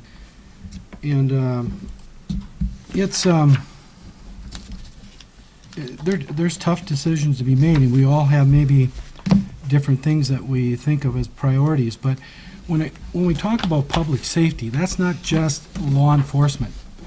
That's also the electrical department. They're worried about public safety. They want to make sure they have a good system in place that people can rely on. We talk about our public works people. That's public safety. They get out there, and now they're going to be fighting potholes and stuff like that so that we aren't losing a wheel or whatever. They take care of our streets in the winter, so they're maintained that we can drive somewhat reasonably safe. Our water people are concerned about our water to make sure that we have good drinking water. That's all public safety. What we're really talking about here is more law enforcement when we talk about public safety, about adding to our public safety department. And really, to me, they're all needs. But some of these needs, I think, are, in my opinion, are more needs than maybe a public safety officer. And I just want to make that comment as long as we're talking about, because everyone has opinions about this. And everyone's involved with public safety. The whole city of Gladstone is involved in that. That's all I have. Is it my turn, or? I didn't complain last year when our taxes were raised. I don't qualify for any programs to get most of my taxes rebated to me. Most of the people who felt the need to sign a petition probably qualified for a rebate. It cost me $215, and I think that's my fair share to start moving this city forward. However, on the other hand, this city is not moving forward, and this city needs to do something to move forward. I've got that on the agenda for later on tonight. I totally disagree with your comments, Dennis. I like you a lot, but I totally disagree with your comments about public safety officer. Just today, when I was going to do my job, the city of Madison, another officer left alone. An incident happens. You'll never convince me that two officers would have had a different outcome in that one and lots of other outcomes. The city of Munising's just up the road. They exposed an officer to a situation where he had to make a split-second decision. When you're carrying a gun and somebody has to be subdued and you're all alone, it results in a very, very bad situation. Our officers have been telling me ever since I got elected there that there's lots of times when they work alone, and not a one of them has ever complained to me, but they said, you know, we've been in situations where it could have gone bad really quickly. Fortunately, it hasn't. So I don't see the comparison the same way you do, but again, there is a difference of opinion. I totally respect our city manager for proposing to make a part-time position into a full-time position. I respect your opinion into trying to find another position in Public Works, but I don't agree on the staffing levels in Public Works. I think we right now have just about, if not as much, just about as many people as we did on the street before we combined positions. And my thoughts in combining positions with Mr. Plega, which has so far worked out really good with lots of good ideas, was to eliminate one supervisory position because we just can't afford to carry it anymore. And if times were better, it would be much easier to support those two positions. But when I think that the health of this organization and the ability to deliver services is going to be dependent on a future vote to do all these things that you put together, you did a really good job putting that together for us. I can't see jeopardizing that for two positions that would be nice to fill, but we really can't afford. So I can't support those two positions as much as I would like to. I think there are other ways to get this done, and I think that future election for all those things that show on those panels is critical to this organization. Otherwise, our equipment's going to fall apart on us, and that's going to be expensive for people to have to attempt to support that millage. So both of them together, I've heard lots of people call me up and say, no, that's a bad idea. We can, you want us to consider a millage proposal sometime in the future when the commission decides to bring this to the public. And now you're wanting two new positions. We just can't support that. And if the commission's listening to the public, that's what I'm hearing from the public. So I don't know if I'm going to ask for a vote here in a minute. if there's a motion, if somebody wants to make a motion, but I can't support the budget as it is. And I know the city manager worked very, very hard to put together budgets for all of the funds, not just the general fund this year. And our budget meetings went very well, but I've had lots of people call me at home, and they're not very happy with the two new positions. So with that being said, I'd ask if there's a motion tonight. You need to officially close First. See how she keeps me in line? All right, we'll close the public hearing. Now I will ask the commission if there's somebody inclined to make a motion.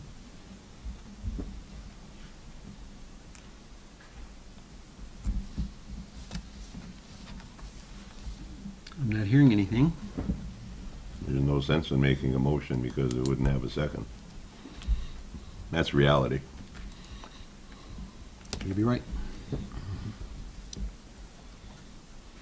Well, we all know what our work is for us. The biggest job that the city commission does is, of course, of listen to the public, number one, and to develop a budget for the city manager to enforce and carry out to her staff. And so this is the biggest thing we have to do. And if we don't get it done tonight, I'm completely okay with that because I don't see consensus tonight. Dennis and I had a conversation before the meeting. He just got back to town and he said, you know, if we don't have consensus tonight, we don't have it tonight, right? So. Are we looking at another workshop next Monday then maybe, or what? How do we discuss changes, and do we set another public hearing for? You guys are the bosses. Do you want the city manager to put together another workshop hearing?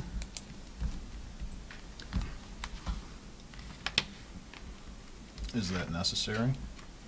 Do you feel it's necessary? Yeah. Then I would say yes. Okay. That would be March 16th. That's our odd Monday for commission meetings. That's the date you're looking at, March 16th. I won't be available March 16th. Is the situation that everyone that spoke negatively of the budget did not want to have the person become full-time and did not want to have this other person in Public Works? Are those the two issues? The comments I'm hearing is that when we've got budget, when we're gonna have a proposal to people to levy some additional millage, to start doing some capital items, because let's face it, for at least the last 5 years, there's been no capital items in the budget. And we know that the cost of the pensions are going up and up and up. Why would you ever add 2 more positions? I understand, but would it be appropriate tonight to make a motion to approve the budget less those 2 items? You wanna make a motion? Also move.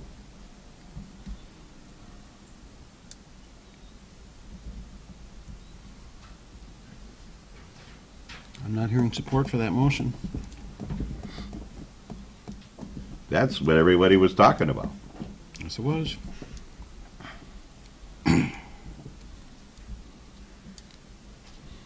Sounds like the motion dies for lack of support.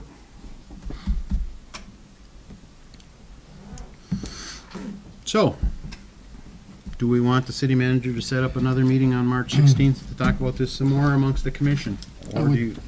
I would think we'd need another workshop to try to haggle some of this out, because we're gonna come back 2 weeks from now, we're gonna be in the same place. We're gonna have to come to some kind of consensus, hopefully tentative consensus, to come back to approve something, right? Commissioner Gay is not available next Monday. Are all the rest of the commissioners available? Yes. Yes. Dave? Yes. Dave? I think so. Okay. I'm not sure. Can you dial in like Hugo did, or? I'm not sure yet. Oh, okay. Right. My point was, Mr. Mayor, there's no sense in having a workshop if all we're talking about are those 2 people. I don't disagree with you, Dave. Well, I've got some other questions in the general fund as well. As I indicated earlier, I'd like to know where we're at with profitability on the ski hill, which is part of the general fund. That's one thing that I keep getting bombarded with, and we need to get some real-time numbers for that. Okay. I would like to Let me have ask you to think about it differently. If I was the city manager right now, I'd be saying, okay, I presented a budget to you, I need more direction, right? Yeah. So that's our job to do that. Okay. Okay. All right. So, do we need a motion to set a meeting? Yes, we do. You need, Yes, we do. I can see by the look in your face. so if you're going to schedule a budget workshop, that first needs to be the first motion you take care of. Can I get a motion? One time better than another, as far as early or later? For you? 5 o'clock, okay? Sure. Is that what you're looking at? 5 to 7 worked. Okay. 5 to 7, week from tonight? Yeah. I'll put that in the form of a motion. I support. Moved by Commissioner Mattson, supported by Commissioner Bostwick to set a special meeting of the City Commission to further discuss the proposed budget from staff for fiscal year 2015-2016. That'd be Monday, March 16th, 5 to 7 p.m. right here in the council chambers. All those in favor of that motion? I have a clarification. Make a call. Are you doing a budget workshop or are you doing a special meeting? There's a difference. The workshop, Budget. you can't take action at, special. Well, meeting. it's a budget workshop. I don't, Okay. I don't expect we're going to be taking actions. That's, thank you. All those in favor of that motion signify by saying aye. Aye. Aye. Those opposed, that motion is carried. Next item is also a public hearing, Michigan Natural, We need one more on this agenda. If you're going to defer the budget to the next regular meeting so that you can make a decision, since you can't do that from the workshop. So you'd need to defer the proposed budget to the March 23rd regular meeting. so I was just assuming it'd be on the agenda for our March 23rd meeting is Have not to as. take a formal motion for Okay. that. And if you were requiring it to have another public hearing, I would also need that in the motion as well. Well, I think it should be a public hearing because we probably will get additional public input. You're so. not required, but yeah, if you can make it into the motion, that'd be great. I'd move that we table the adoption of the budget for fiscal year 2015-16 to the March 23rd meeting Set a public hearing. and set a public hearing for the same date. Support. Motion Commissioner Gay, supported by Commissioner Nemechek to table the proposed budget for fiscal year 2015-2016 tonight and reposition it for the March 23rd meeting, where it will be again a public hearing item, so we can get some public input after we have the budget workshop next Monday. All those in favor of that motion signify by saying aye. Aye. Aye. Those opposed, and that motion is carried. Now we're moving on to Michigan Natural Resource Trust Fund grant application for the Little Beatty Knock non-motorized trail. I attended a meeting for a short while the other night. Nicole and Jason and Darla were in attendance. There were some public there, and it seemed pretty positive, but then, like I said, I had to leave early, so I don't know if you heard any negatives that night. Just, you know, questions, you know, concerns. I think we pretty much answered most of the. So right now, we're going to have a public hearing on this. So can we open the public hearing for public comments on this project? If you're interested in commenting, please take the podium.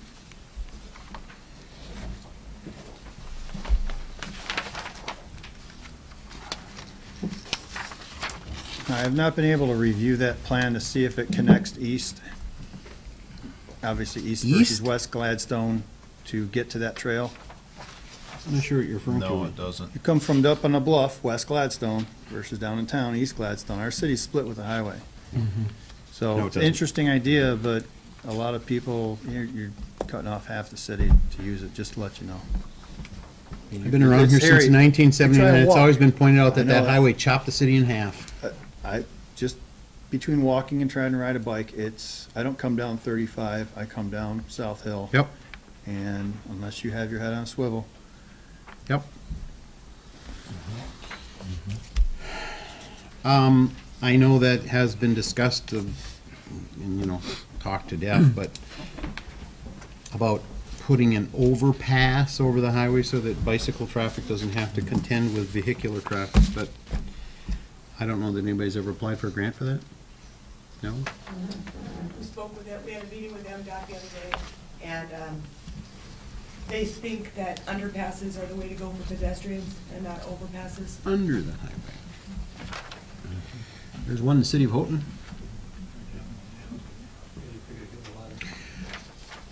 All right, any other public comments? Mr. Wykoff. Yes, Gary Wykoff, Wolf Drive. I guess I've been trying to figure out where this is going. I guess I missed that meeting today. I'm trying to figure out the fiscal placement. I was gonna show you on the overhead, oh, I thought you was gonna go to the overhead map, just gonna go and get the maps out, okay? Okay. But it shows that we're gonna get a, what is that, $1,427,000 for a $9,000 input, is that correct? That's what it reads, yeah.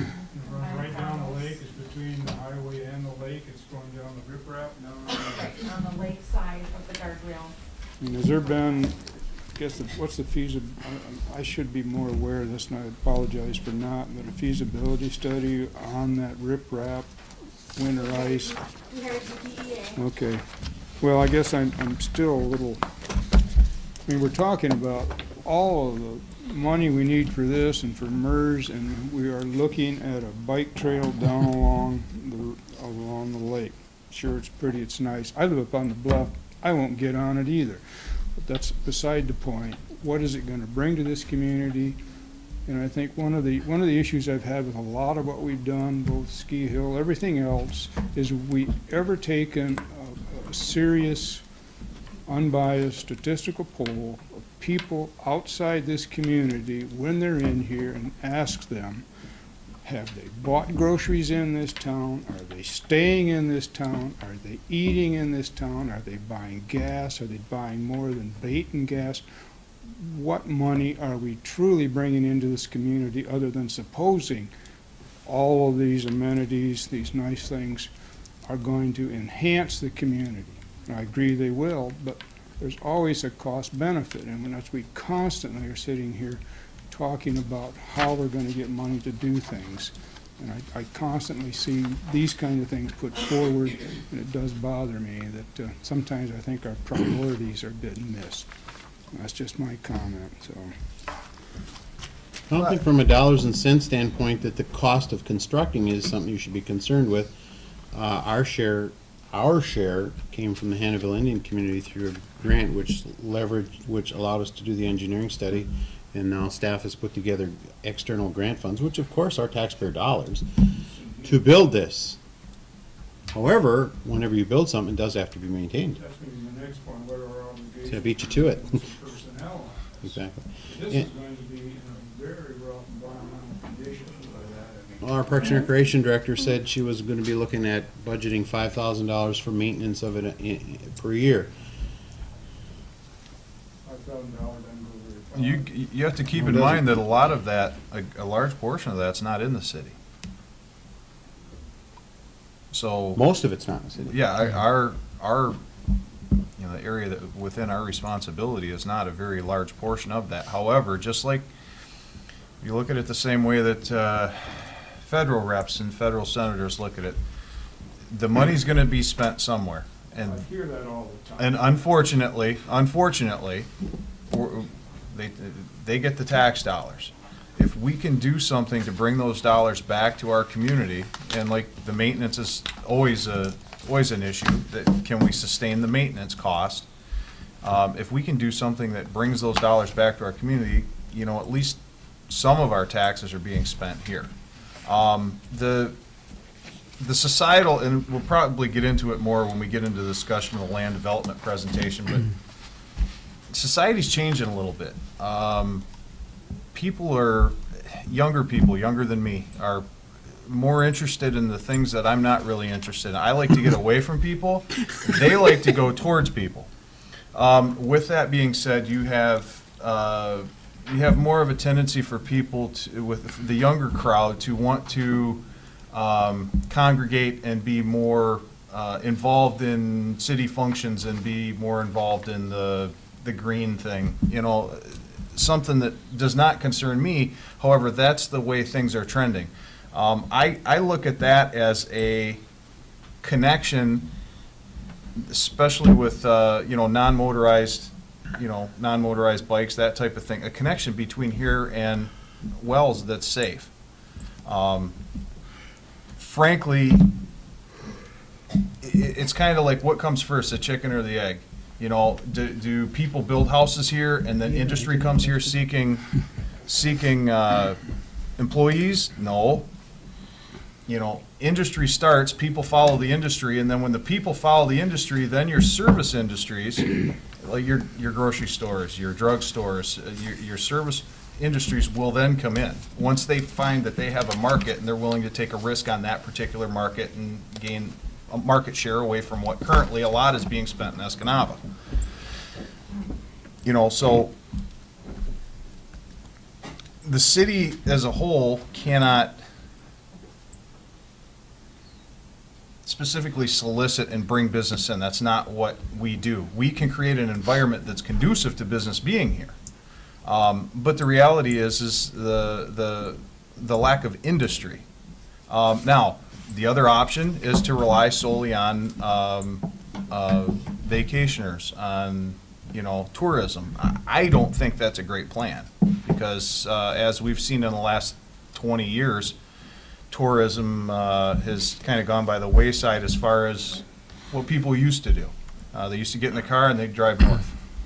That doesn't happen so much anymore. And if you drive US 2 from here to St. Ignace, you'll see the remnants of that all over the place, spotted back and forth. So I think we need to create an environment that's conducive to industry coming. The people will follow, and the residential development will follow as well. I think that's a part of it. There's a whole lot of pieces to the puzzle to create a place where people want to be and where industry wants to be. And I think this under the land development presentation, I think that's where a lot of that discussion is going to happen. But I see for a $9,000 investment in minimum maintenance, I see that as a huge asset. I think that's where we may disagree. It isn't just the 9,000 feet, it's other things, whether it be Ski Hill or... And that's a different issue. More money plowed into docks and everything else. That's well and good. I like it. We've got a beautiful area, we've got a beautiful park. But at the same time... The funding for the docks. It's harder for the taxpayer to agree to increase taxes to support things like this when we look around and we see the beautification that's going on, which is not something I would totally disagree with, but I am having trouble continually paying an increase in taxes to come up with emergencies like this. When I tell my neighbors that the truck that we've got right now can't make it up the hill if my house was burning down, yeah, that's a problem. I see equipment, but I don't see the need to be putting in, to me, that's well and good. It's an unknown in terms of what that cost is going to be in out years. That's my big concern. See, $9,000 to leverage, sure, I'm not, that's peanuts, but what it's going to cost you to maintain, what's the liability associated to things like this if somebody goes off the side of the, I mean, there's lots of things that cost to this that I'd rather see prioritized. Wouldn't the cost of this be the maintenance, be Dr. Cretin's money? That can't be used anywhere else? This is our Parks and Recreation Director, Nicole Sanderson.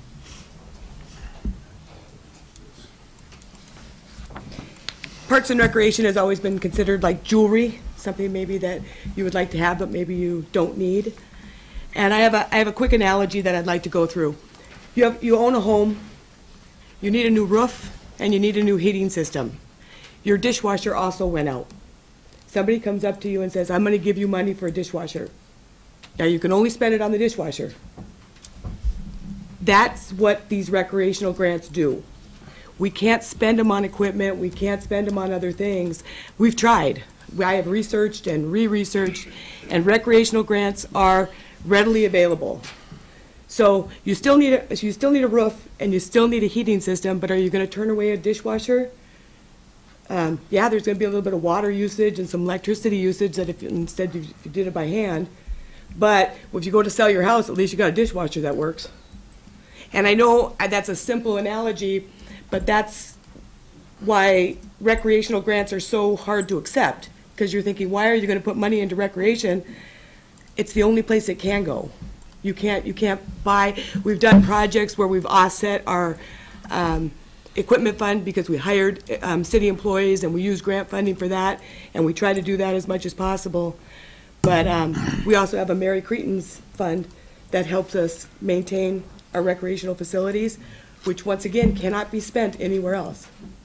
I think one So- thing that's heavily misunderstood in the entire community, and I think I'm probably getting way off topic a little bit, but one Don't do that. thing is restricted funds.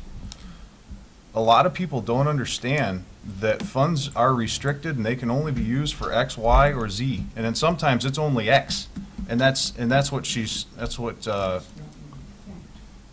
Well, I guess I don't understand your point then. MERS is because people use a discount rate that was outrageous in most states, including Illinois, which is a very good example of using a high discount rate. I mean, it's the point is the finances here are sometimes, I'm not convinced that everybody who grasps cash flow, discounted cash flow, net present value, expenses. It just seems like we throw money at this because we can get the money. And there's more to it. Well, I've run 3 businesses in my short life, and I have a pretty good grasp on things, and very good grasp on this budget in the last 3 years I've been on this commission, and I've probably been one of the most critical on the pennies that have been spent. You know, but again, we're looking at future growth. And if you don't have the amenities for people that want to, it's stuff that I have no interest in. To me, that is something that's taken up space where I duck hunt. Honestly, that to me, that's what it is. But to bring young people in to this area with industry, it only makes sense. And if we don't access those dollars, we're still going to get a tax bill every year from the state of Michigan and the federal government. It doesn't matter. If we can bring the dollars back to our community and the work that's done that's within our jurisdiction is easy to maintain, to me, it's a no-brainer. I understand that it's hard to look at new docks when your water rates go up. I get it. I own a home in the city also. But if we wouldn't have gotten the grants for that, we would have shut down the harbor. So, and the user fees from the boaters pay for that, and the grants paid for the construction, and the campground's the same way. So the campground actually makes money. It's like having a 54-room hotel room or a hotel in your community. And you had asked earlier a good question. I mean, how many of those people stop at Holiday, stop at our restaurants and things like that? A ton. Not a ton. I want numbers. You always give us those kinds Okay, so Kurt Spreen, I asked him, I said, during the summer month, he said his business doubles when that campground is full. So do I have it written down, how many times did you go there? But I've asked the business owners, and they've told me, doubled. That's huge. Now that's a lot of people coming back for their summer homes also. But he says we could do a survey.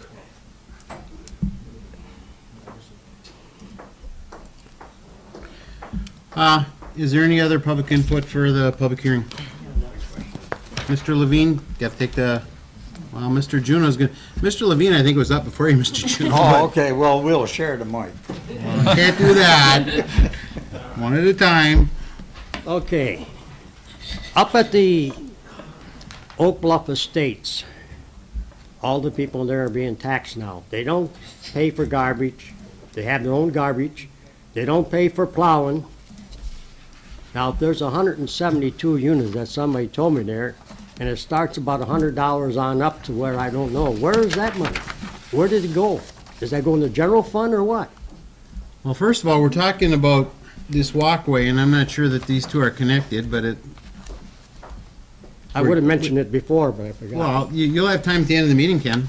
Huh? You'll have time at the end of the meeting during public comment. Right now, we're taking comments on okay. the public All right. hearing for this You go ahead. proposed walkway. Yes, on that walkway, that was my concern, is the maintenance. And the city is gonna have to pay some of that maintenance on that walkway. I'm sure that's true. And are they gonna have little build-outs where maybe you could, Yes. have some competition for vendors to set up hot dog machines or something where? Well, I never heard anybody talk about vendors, but there will be observation decks, 5, 4, 6, what is that, 4 you're waving at me? 4 observation decks. If you look at the plan where, it's right there. Yeah, but you could take bids from vendors, and the highest bid, you get that money. Well, I haven't heard anybody say that, but it's an interesting thought. Most of those aren't in the city.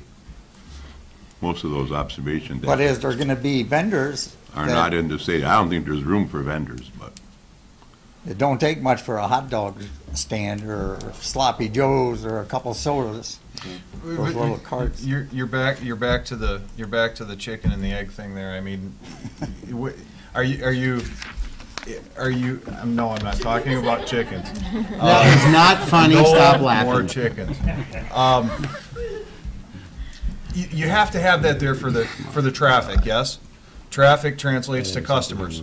No business is gonna go there without knowing that that's what Mr. Wyckoff was talking about, was data number that of tells you how clientele. many people are going by, and you can make a, generalized guess as to how many people, and justify your investment in something like that. I don't think we're anywhere near that stage. Right. I think there's a lot of other infrastructure that needs to be dealt with before you're to that point where anyone would be interested in spending a penny to get involved in something like that. Right. Because a business is nothing more than a calculated investment risk, period. Yes, and I understand that. And that thought of MDOT putting a tunnel under them roads for light traffic is just dumb to me. Who's gonna go in that tunnel at 10 o'clock at night? I mean, there's rapers and robbers all over this dang place. Which You is get what- in that damn tunnel, you ain't coming out of that tunnel. That is just plain stupid to me. Any other public comment on the proposal act? Mr. Hisby? I think it's a good idea, but there is one thing. I used to actually work out of this basement of this place in 86, 85 and 86 for MDOT. And I think it was 85, we had a storm surge when the lake was high, and we almost lost a good chunk. 86. We almost lost a good chunk of that road. That's why that riprap is there. It was. We were dumping it that actually till had 4 gotten o'clock in the underneath morning. The shoulder. We were dumping that, so we brought Snowden in with everything they had to dump it. Now, they're talking about raising lake levels again. If that lake level rises and we get a good storm surge from the south, and you lose that, what you're gonna have to cost to fix that? That's why engineers have errors and emissions insurance. Yeah, and it doesn't cover natural disasters. And, another thing that people don't realize too is you got Act 51 money, and I don't know whoever came up with this, but they take taxes for your roads and that from vehicles, and you have to spend it on non-vehicle traffic. So, I mean, they make you spend money where you don't want to spend money. That's our government. Thank you. Any other public input? I will close the public hearing. To Mr. Wyckoff's comments, all those terms you used, I study all those in business administration. My comment to you is this: if this gets built, somebody's going to come back eventually and say, what a great idea. There's going to be a lot of people use that. That is an amenity that Commissioner Gay was talking about that people are looking for today. That thing will be just get incredible use. I do too, because I have a huge investment in this community. I've lived in this community for 57 years. I love this community, and I don't want to see it go down any further, and I'm scared that it will. That's not lost on me. I believe this is something that people will really like and really use, and they'll say, wow, that's really cool. And how do you measure that? You can set up various ways to measure that. That's not hard to do, but I think that's a really great project, and I don't think we're investing a whole lot of money. My biggest concern was, if a guy walks up to you and says, I'm gonna build you $1 million house, I'm gonna give you it, and you should probably say to him, no, I can't afford it, right? But I don't think it'll be a maintenance headache for the city. But I don't have a crystal ball. Where's the maintenance on the rest of it then? Well, right now, it's set up that the city will be maintaining the whole length of it. We're in talks with the township also. There's a service agreement in place. We're gonna take it from their board. So, this project terminates just inside the Wells Township line, so it'd be Escanaba Township. I could be wrong. Is MDOT helping at all, or? On maintenance? Yeah. No. So, the public hearing is closed. I guess I should go back to city commissioners for comment. This time I'll start with Commissioner Bostwick. So can the Dr. Mary Cretin fund be used to maintain it? We're gonna be calling to make sure that that happens, that's something that could be outlined. She has a line item under there for maintaining parks and, facilities. So we're gonna just make sure, seeing that it's running out of town, if that would be okay. Okay, yeah, because maintaining was my only concern, but otherwise I'm for it. And some of the people at DPW had questions also, are we gonna be Yep. running plows down there in the middle of winter, are we gonna keep it clear in the winter? And my comments and from the initial feedback that we've gotten from the public is, we probably won't have it open in the dead of winter. There's too much blow-in right there. Yeah. It would be a nightmare. So we would plan on having, in the spring, an initial clean-off. There's also been talk of forming the trail committee. Our public meetings have been very positive, and there's been a lot of people at them representing a lot of different communities, and and a lot of the bike clubs, a lot of the running clubs, and a lot of the Kiwanis and Lions, and they would like to start a trail committee and basically start taking it over. And if you look at other communities, these trails kind of take on a life of their own, and they go countywide, so usually the county will take over them. Right, So- I was thinking, could a service organization? Well, exactly. Be doing- We're hoping to have a trail organization dedicated to just this trail, and to, this was our first try, we're hoping everybody else is gonna follow in suit and add on, go out to Rapid, go into Eski. And as that happens and it goes throughout the county, this might become a county thing. So we're starting it, hoping that everybody else will finish it. And then it'll take on like all the other communities around that we've done research on, it's gone to a committee. Maintenance, expenses, they have, every time they have a 5K run, they put money in a bucket for it, so. So at that point in time, if it connected on both ends, it would no longer be Gladstone's trail. That'd just be the section that goes through Gladstone. Exactly. So we're hoping that, if we start it, other people will finish it. But even if they don't, we have a very nice trail for $1.7 million that costs us $9,000 and maybe $5,000 to maintain. I think there's a dog in the building. Commissioner Nemechek. My wife rode her bike to work many years. You don't realize it till you have a member of your family riding a bike to Escanaba on the highway, how dangerous it is. The biggest danger is proper eye care, because the rocks spit off these tires like bullets and put out your eye, put out anything it hits. And so if this, to me, I'd like to make a motion to approve this and get it going. Well, if I haven't closed the commissioner comments yet, so you're gonna have to hold off on that motion. Oh, Commissioner, well, no, I just had a member of my family, how much my wife would have enjoyed this, and I know absolutely. that there are many, many people in our community that will enjoy it, and I don't see any negatives. Commissioner Mattman? I feel the same way that Commissioner Nemechek does. I think it's a plus, and my questions have been answered. Commissioner Gay, I think you already had your comment in? Mm-hmm. I don't have any further comments. I hear you, Mr. Wyckoff. But I think this is a real important thing for this community. I think walking is getting to be huge. I live on Lakeshore Drive, and if you sit on my front porch, there's people during the summer and the warm months are going by all the time from the early morning till late at night. Walking is becoming a huge thing to make an attractive community. I walk 4 miles a day, so I walk. You walk 4 more miles than I do then. I can't get down here. That's a problem. So I guess we're looking for a motion now. Also move. I support. Wow.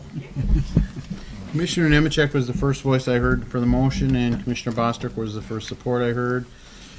To approve the Michigan Natural Resources Trust Fund grant application for the Little Beatty Knock non-motorized trail. All those in favor of that motion signify by saying aye. Aye. Can we get a roll call vote, please? Commissioner Bostwick. Yes. Commissioner Gay. Yes. Commissioner Mattinen. Yes. Commissioner Nemechek. Yes. Mayor Mackey. Yes. Moving on our agenda, we're moving to unfinished business. We have the matter of the Personnel Policies and Procedures Manual, which basically just needed some brushing up after it was presented to us last time, with some input from our city attorney. I don't know if there's anything you want to go over, if you feel the need to go over. I think we've all seen it pretty much. So we had a little discussion. I asked the city manager. You and I? No. The mouse in your pocket. Yes. The city manager and I had a discussion prior to the meeting.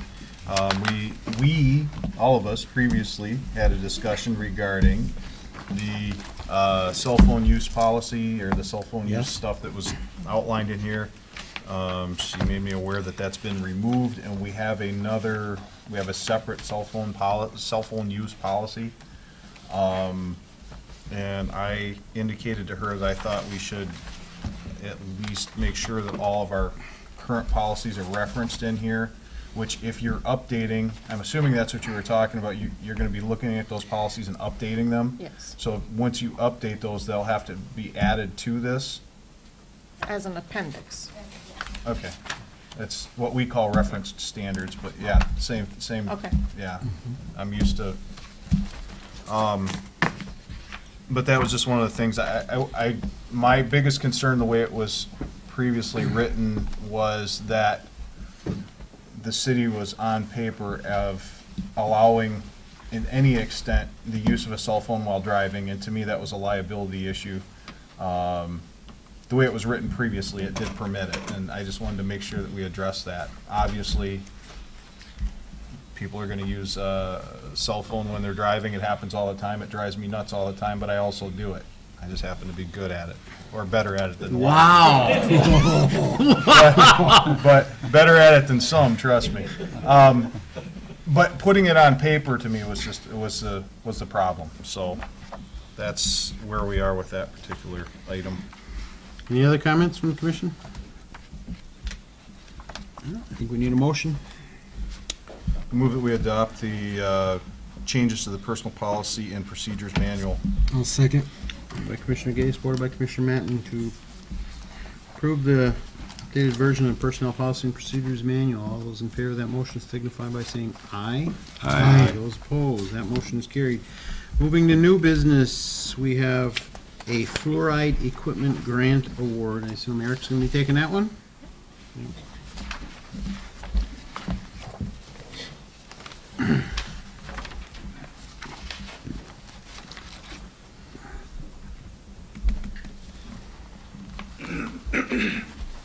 Excuse my voice, I'm battling a cold. Last fall at the water meetings, met with Susan Deming from Michigan Department of Community Health, and she said, how come you guys aren't writing for another fluoride grant? We got our fluoride room built and paid for and scale several years ago. We put several $1,000s into it, and she said, just go apply for it to replace equipment. So I had, you can see Rob Spreitzer's name is on this. I had Rob likes writing grants, unlike me. I'm not a big grant fan. It asks too many stupid questions, I guess. But Rob is an operator in a water treatment plant. yeah. Anyway, we're going to use this money, and the nice thing about this money is, from tonight's discussion, it's actually money from insurance companies. It's not money from the government. It's the dental insurance companies offer this for the promotion of fluoride in fluoride equipment in water treatment plants. And so what we're going to use this for is this maintenance money. We're purchasing a spare chemical feed pump for our fluoride room, a new laboratory ISC pH meter, and we're going to rebuild the exhaust fan in the fluoride room. So, Any questions from the commission? Do we need a motion to accept the grant? Yes.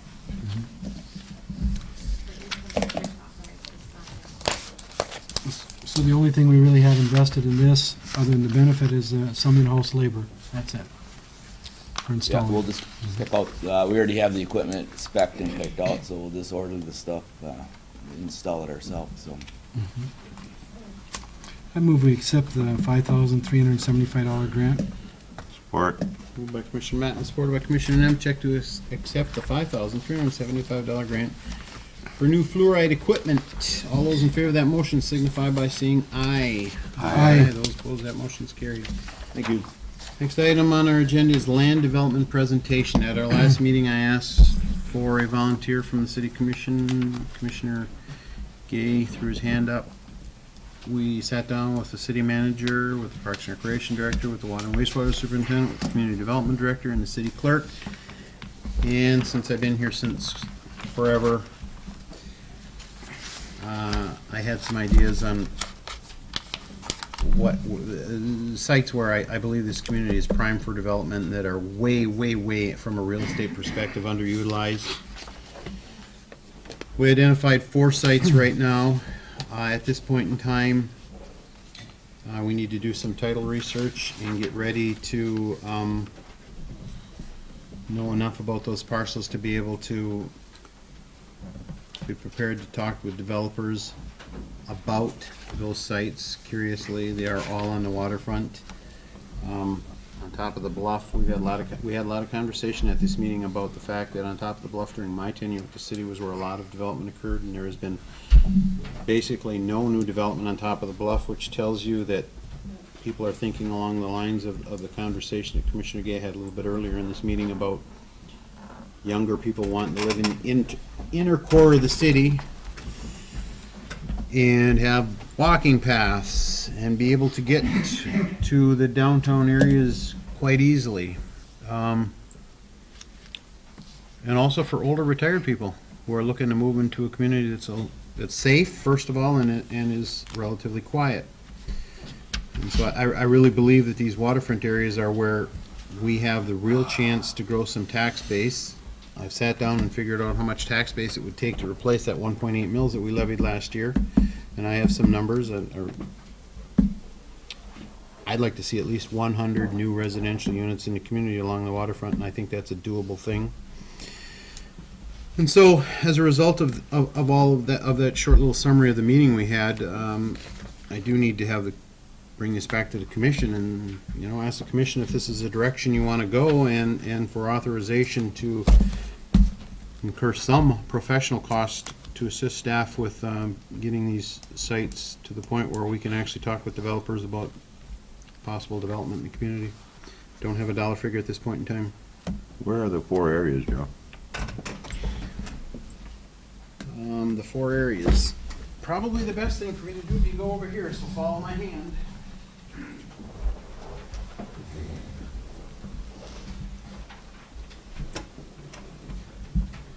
First parcel sits right here. Second parcel sits right here. Third parcel's right there. Fourth parcel's right there. This is a more long-range parcel. Also development around Sports Park is more long range. And the parcel up here, which is Old Tank Farm, is more long range. When I say long range, what I mean by long range is if you can get some traction, if you can get some interest in some of this waterfront, then these appear to be more like sites where you have a community that's interested in development, and now you get a developer who says, okay, if you're willing to do that, you probably would support that as well. These sites have much greater investment and infrastructure required in order to make them ready for development. These ones require very little.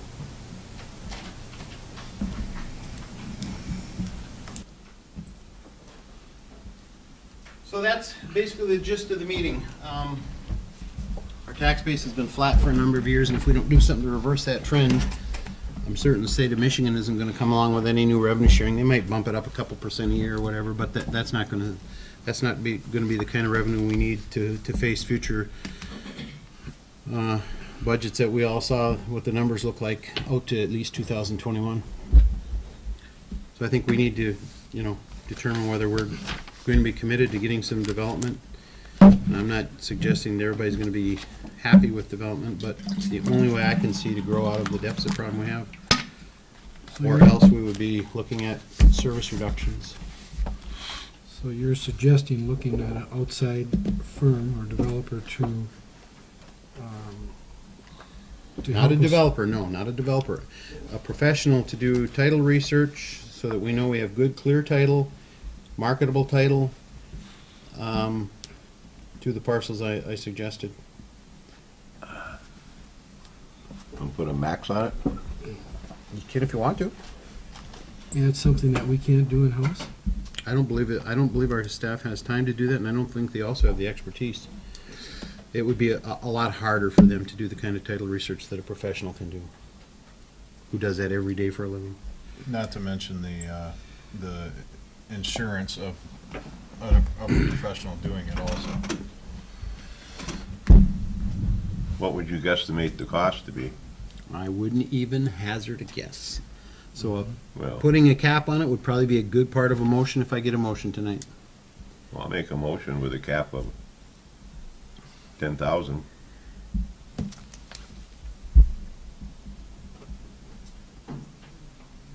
I support.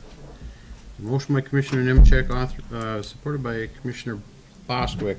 I have a question. I mean, is everybody clear on what, I mean, do you want to have some more discussion on this? I think you should have more discussion. I thought I'd have a lot more questions, but. I guess, you know, go ahead, Hugo. Well, I don't know how the county of Delta, I mean, they have people down there that could maybe help us with this. I don't see where it should be that big of an issue to find, to a title search. Well, one of the pieces of property has, what was it, title 19. One of them is unpatented bottomlands. 50-something, and there's some restrictions on it. Mhm. So I don't know exactly how clear or how, obviously they're important, but I don't know if there are any other ways to, you know, to bypass something from 65 years ago, you know. It's one of the premier pieces that we're looking at, you know, but there's other issues with restrictions. How did we acquire the land?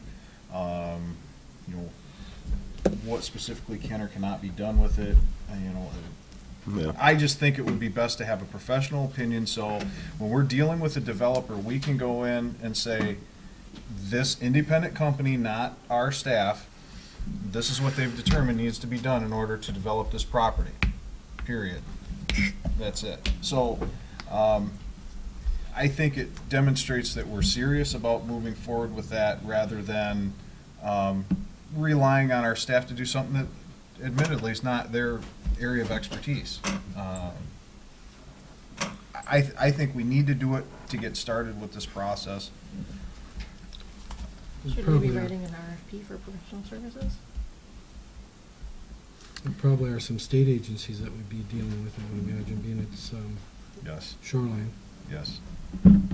My only concern about the whole thought process is that Escanaba went through this with Ludington Park, and they were only talking about 10% of the park. And there were a number of citizens that didn't like the idea that the rich people were going to enjoy too much of the park and take up some of the park, because we're talking about the ball diamond. Yep. Oh, I've got a pretty blunt response for that. I understand, but I'm saying we're talking, reality is, people are going to be upset because there won't be a ball diamond. Well, we have a sports park, and that's where I the plan understand is. that, but Yep. that's not where they played for the last 30 years. Well, you I'm know, just saying that if we there's a- don't move forward and look at, and I know you understand this, Dave. I understand that, but I'm just saying that, you know, I'm all in favor of getting all our ducks in a row so that we can do what we have to do, but. Yeah, well, it's not gonna come without controversy. Oh, I understand that. I know. You know, I actually, I emailed a link to the mayor the other night. It was a story that was written about suburban malls that are closing. Oh, yeah. And Yeah. it's wild how, you know, in the, you know, basically, I guess the baby boomers, the urban sprawl, I think is what they call it. But it's the opposite thing's going on now. Well, people don't want to have to go in a mall and walk a half mile to get to their store. They want outside But at the same time, entrances. That's what that they want. younger generation, they want to be within walking distance of everything. I understand. A lot of them, I mean, Now some of look the- at Marquette. Marquette's a great example of the city. It's done a great job with the trails. whole idea that you have, Yeah. that you now have an entire industry devoted to having a vehicle sitting there that someone can come and swipe their debit card through, hop in the vehicle, and they rent it for, they pay based on the miles and leave it where it's at when they're done, and, you know, I mean, everything's moving in a whole different direction than frankly I like, but it's the reality of what's I going know. on. So, When I thought of this idea, first of all, I'll say I'm open to any other suggestions that build revenue, but real ideas, not just, well, what about?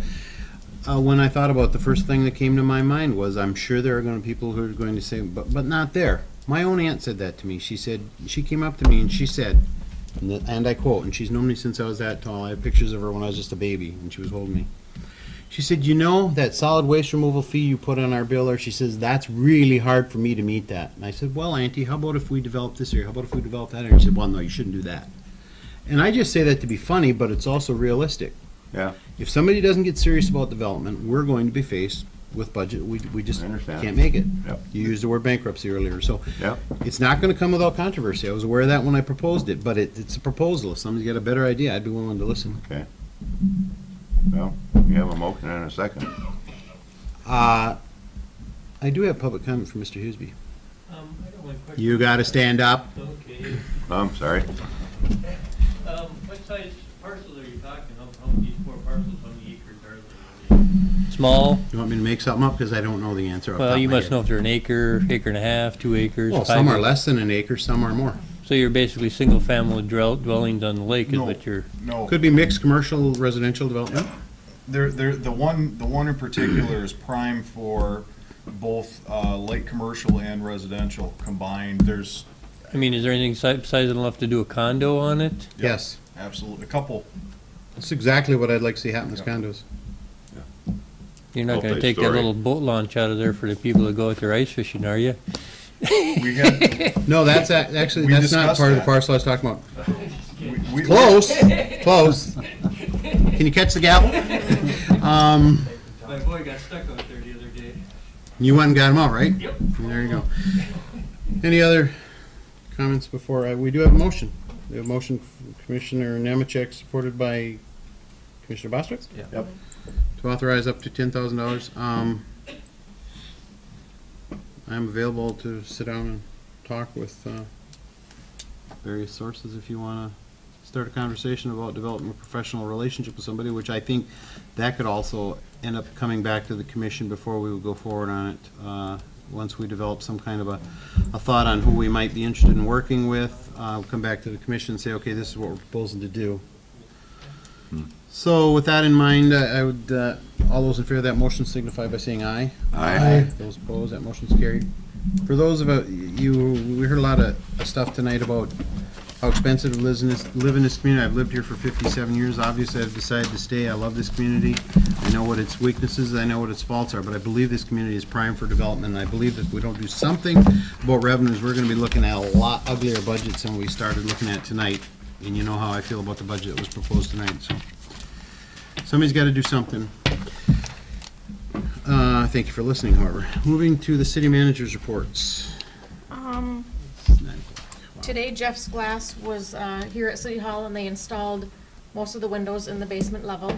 Tomorrow they'll be back to wrap the outside and seal them. Big improvement, I think, you know, Jeff himself was saying some of the windows that we had down there were pretty inefficient and You could throw a cat out the window.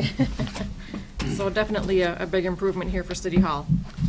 DDA meeting tomorrow morning, 8 o'clock, EDC at noon. Border review, everybody got their notices. The sessions here are Tuesday, 9 to noon, and 1 to 4, that's tomorrow. And then Thursday, 2 to 5, and 6 to 9. These are on your notices if you are looking for them. Been working with the Boniface Art Center. The kids exhibit is going on right now. There's over 900 pieces of artwork held right now at the Boniface Art Center.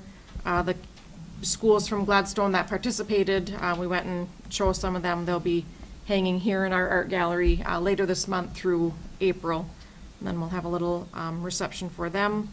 And then the 24th and 25th, I've signed up for the MEDC training at Bay College. It's free. They've had these sessions in Marquette. Some of them in Marquette before, have not been able to bring the whole series up here. We've sent the invitation out to Planning Commission, DDA, EDC, other board members. The more, people in the city that are aware of the best practices for communities, the better we feel here. So if you'd like to attend any of these, just let us know. We can get you registered. That's all I have. Moving on to city commission and committee reports and board and commission reports. The only other thing you didn't mention is joint governments this week. I may or may not be, I doubt that I'll be present for that meeting. Something else going on. I don't know of anything else the other commissioners might be aware of in that area. We're going to... Is this we again? Which we are we talking about? I'm trying to remember which committee it is. We're trying to set a meeting for our DPW buildings. DPW building committee Everybody's not available Friday, so I'll throw out another date. Okay. Going back to public comment for the final time. Mr. Levine.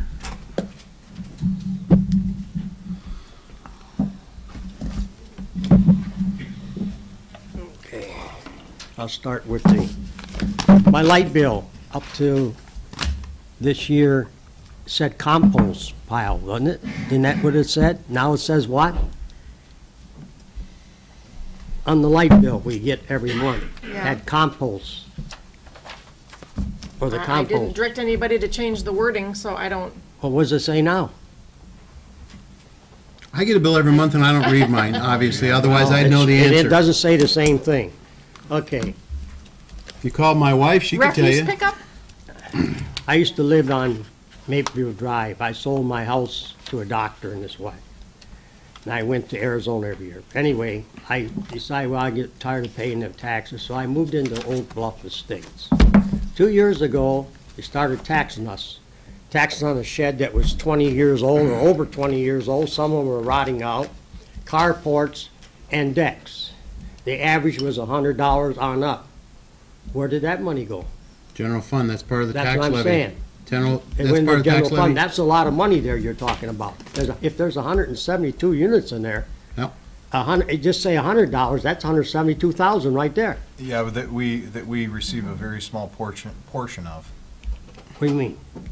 We don't receive, just because you write a check for say $1,000 I know to it the says city of other things Gladstone. on there, I realize. No.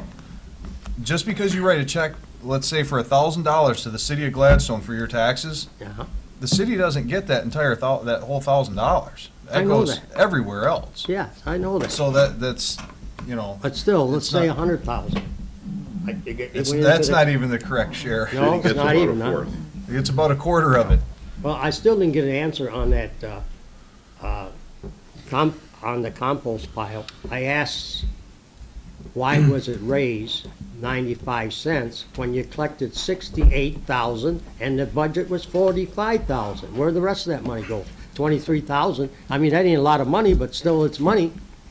Solid waste fund, the biggest thing I could tell you about the solid waste fund they're trying to do is they're trying to build up enough revenues to replace the solid waste collection vehicle when it wears out.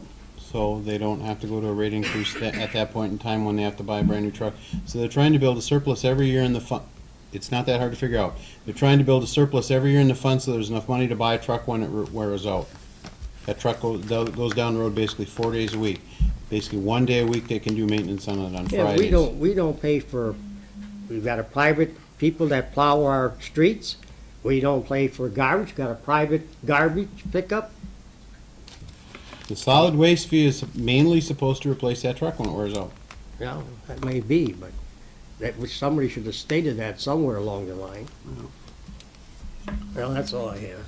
Thank you. Any other public comment? Moving to city commissioner comments, I'll start with Commissioner Matten. Yeah, several things. Commissioner Bostwick and myself will be attending the Capitol Conference. And in order to get there, we're going to have to leave that Monday, 23rd, to be there for that Tuesday. I was wondering if we could entertain a motion maybe to switch the 23rd meeting to March 30th. If that would be an issue. This requires a motion, correct? I would, I would not be able to attend. I'm out of town then. the 30th? Yeah. So I would entertain that if you could change the 16th so I could actually be present for the budget. Oh, now we're gonna start lying. Well, Well, I mean, there'd still be 3 commissioners here, so. We would have a quorum? we'd have a quorum. But we're adopting the budget, so I thought, well, or going to attempt to possibly, so I thought, well, maybe you'd want to have more commissioners here. Well, in order to change the meeting from the 23rd to 30th, I need to hear somebody make a motion and support it. I'll put it in the form of a motion that we would change the meeting date from the 23rd to March 30th. I'll support that. Motion Commissioner Mattson, supported by Commissioner Gay, to move our next regular meeting from March 23rd to March 30th. All those in favor of that motion signify by saying aye. Aye. Those opposed? Aye. You lost. Any other items, Commissioner Mattson? Joe, we need to do a roll call if there's a dissenting vote. Let's do a roll call vote on that one. Commissioner Mattson? Yes. Commissioner Gay? Yes. Commissioner Bostrick? No. Commissioner Nemechek? Yes. Mayor Mackey? Yes.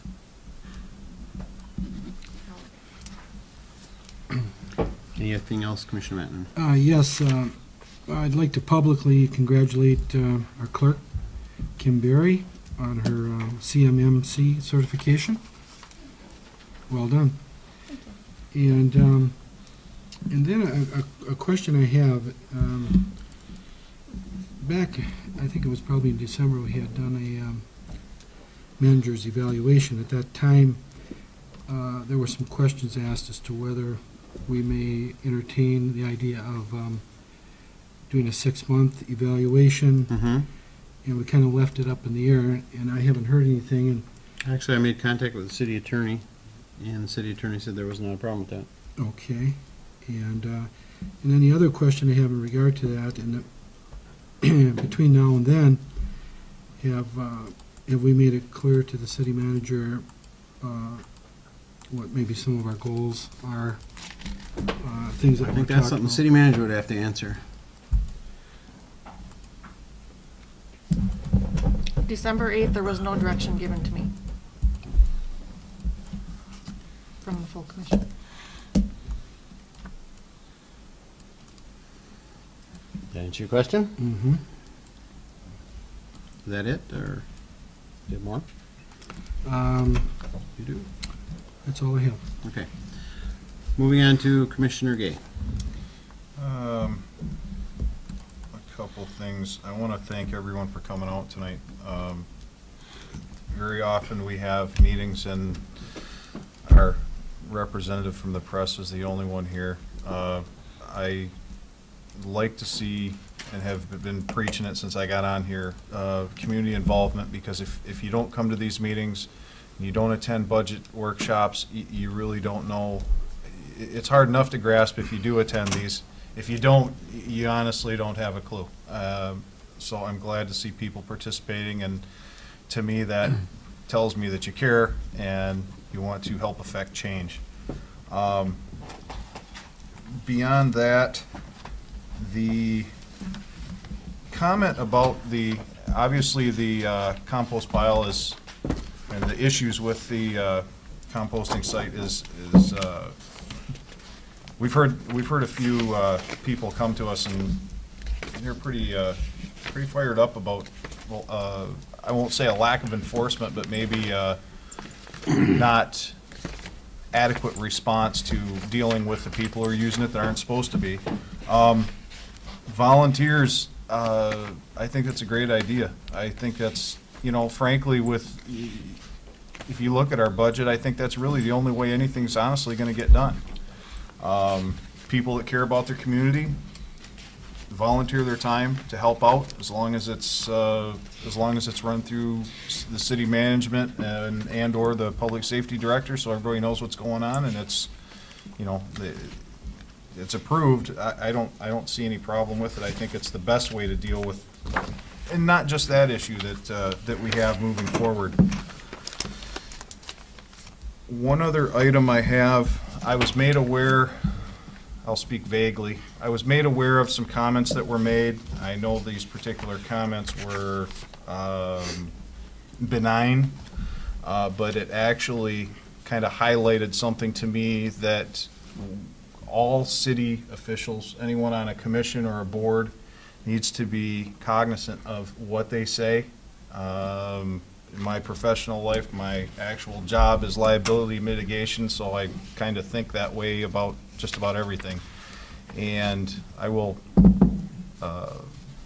say that something could have been taken out of context. I'm not sure if there's any training that our insurance carrier provides for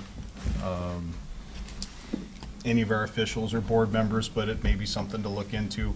You shared this particular matter with me. Did you share that with the city manager? Not yet. No, Okay. I'm gonna talk to her about. Okay. I'll give her specifics on that. And again, it was something that was. I know the person that said it. I know the other person it was directed at, and I know it was benign. It wasn't meant that way. But the wrong person saying the wrong thing to the wrong person could cost us money. And I just want the commissioners, whether you're a paid commissioner or you are a volunteer commissioner, you still represent the city. You are still, as far as the court of law says, you're an official, you're a city official, you're a public official. So you just need to be careful what you say and think before you say it. And that's all I've got. Commissioner Bostrick. No, just want to thank everyone for coming here tonight and giving your opinions, and we'll definitely take that into advisement. And even though I won't be, I guess, able to vote at the next, when we do vote for the budget, I'll have my input. You want me to put your vote in for you? I'll have a written statement or something to be read in the record, so. Very good. Thanks, Jay. Commissioner Nemechek. I have nothing more. I mentioned to Mr. Levine and anybody else out in the audience, the DDA meets tomorrow morning. Their agenda is Merchants Association update. There's actually a group of downtown merchants who have formed a committee. And then there's the farmers market vendors. That's another group of folks who actually sell products out of the farmers market building. Farmers market was moved in the downtown area, and I think it's probably a little too soon to tell, but I think that's going to be a success. The reason why I think it's going to be a success is because it brings business into the downtown area, and if there's no traffic in the downtown area, you can't possibly sell product. They will be talking about their budget for fiscal year 2015-2016. The reason why I think that that's the place to look if you're looking at being a business promoter for the community, they have $264,000 of revenue this year, and they have a lot of discretion about where they are going to spend that money, and they can spend that money for promoting the community. We don't really have any money to do that.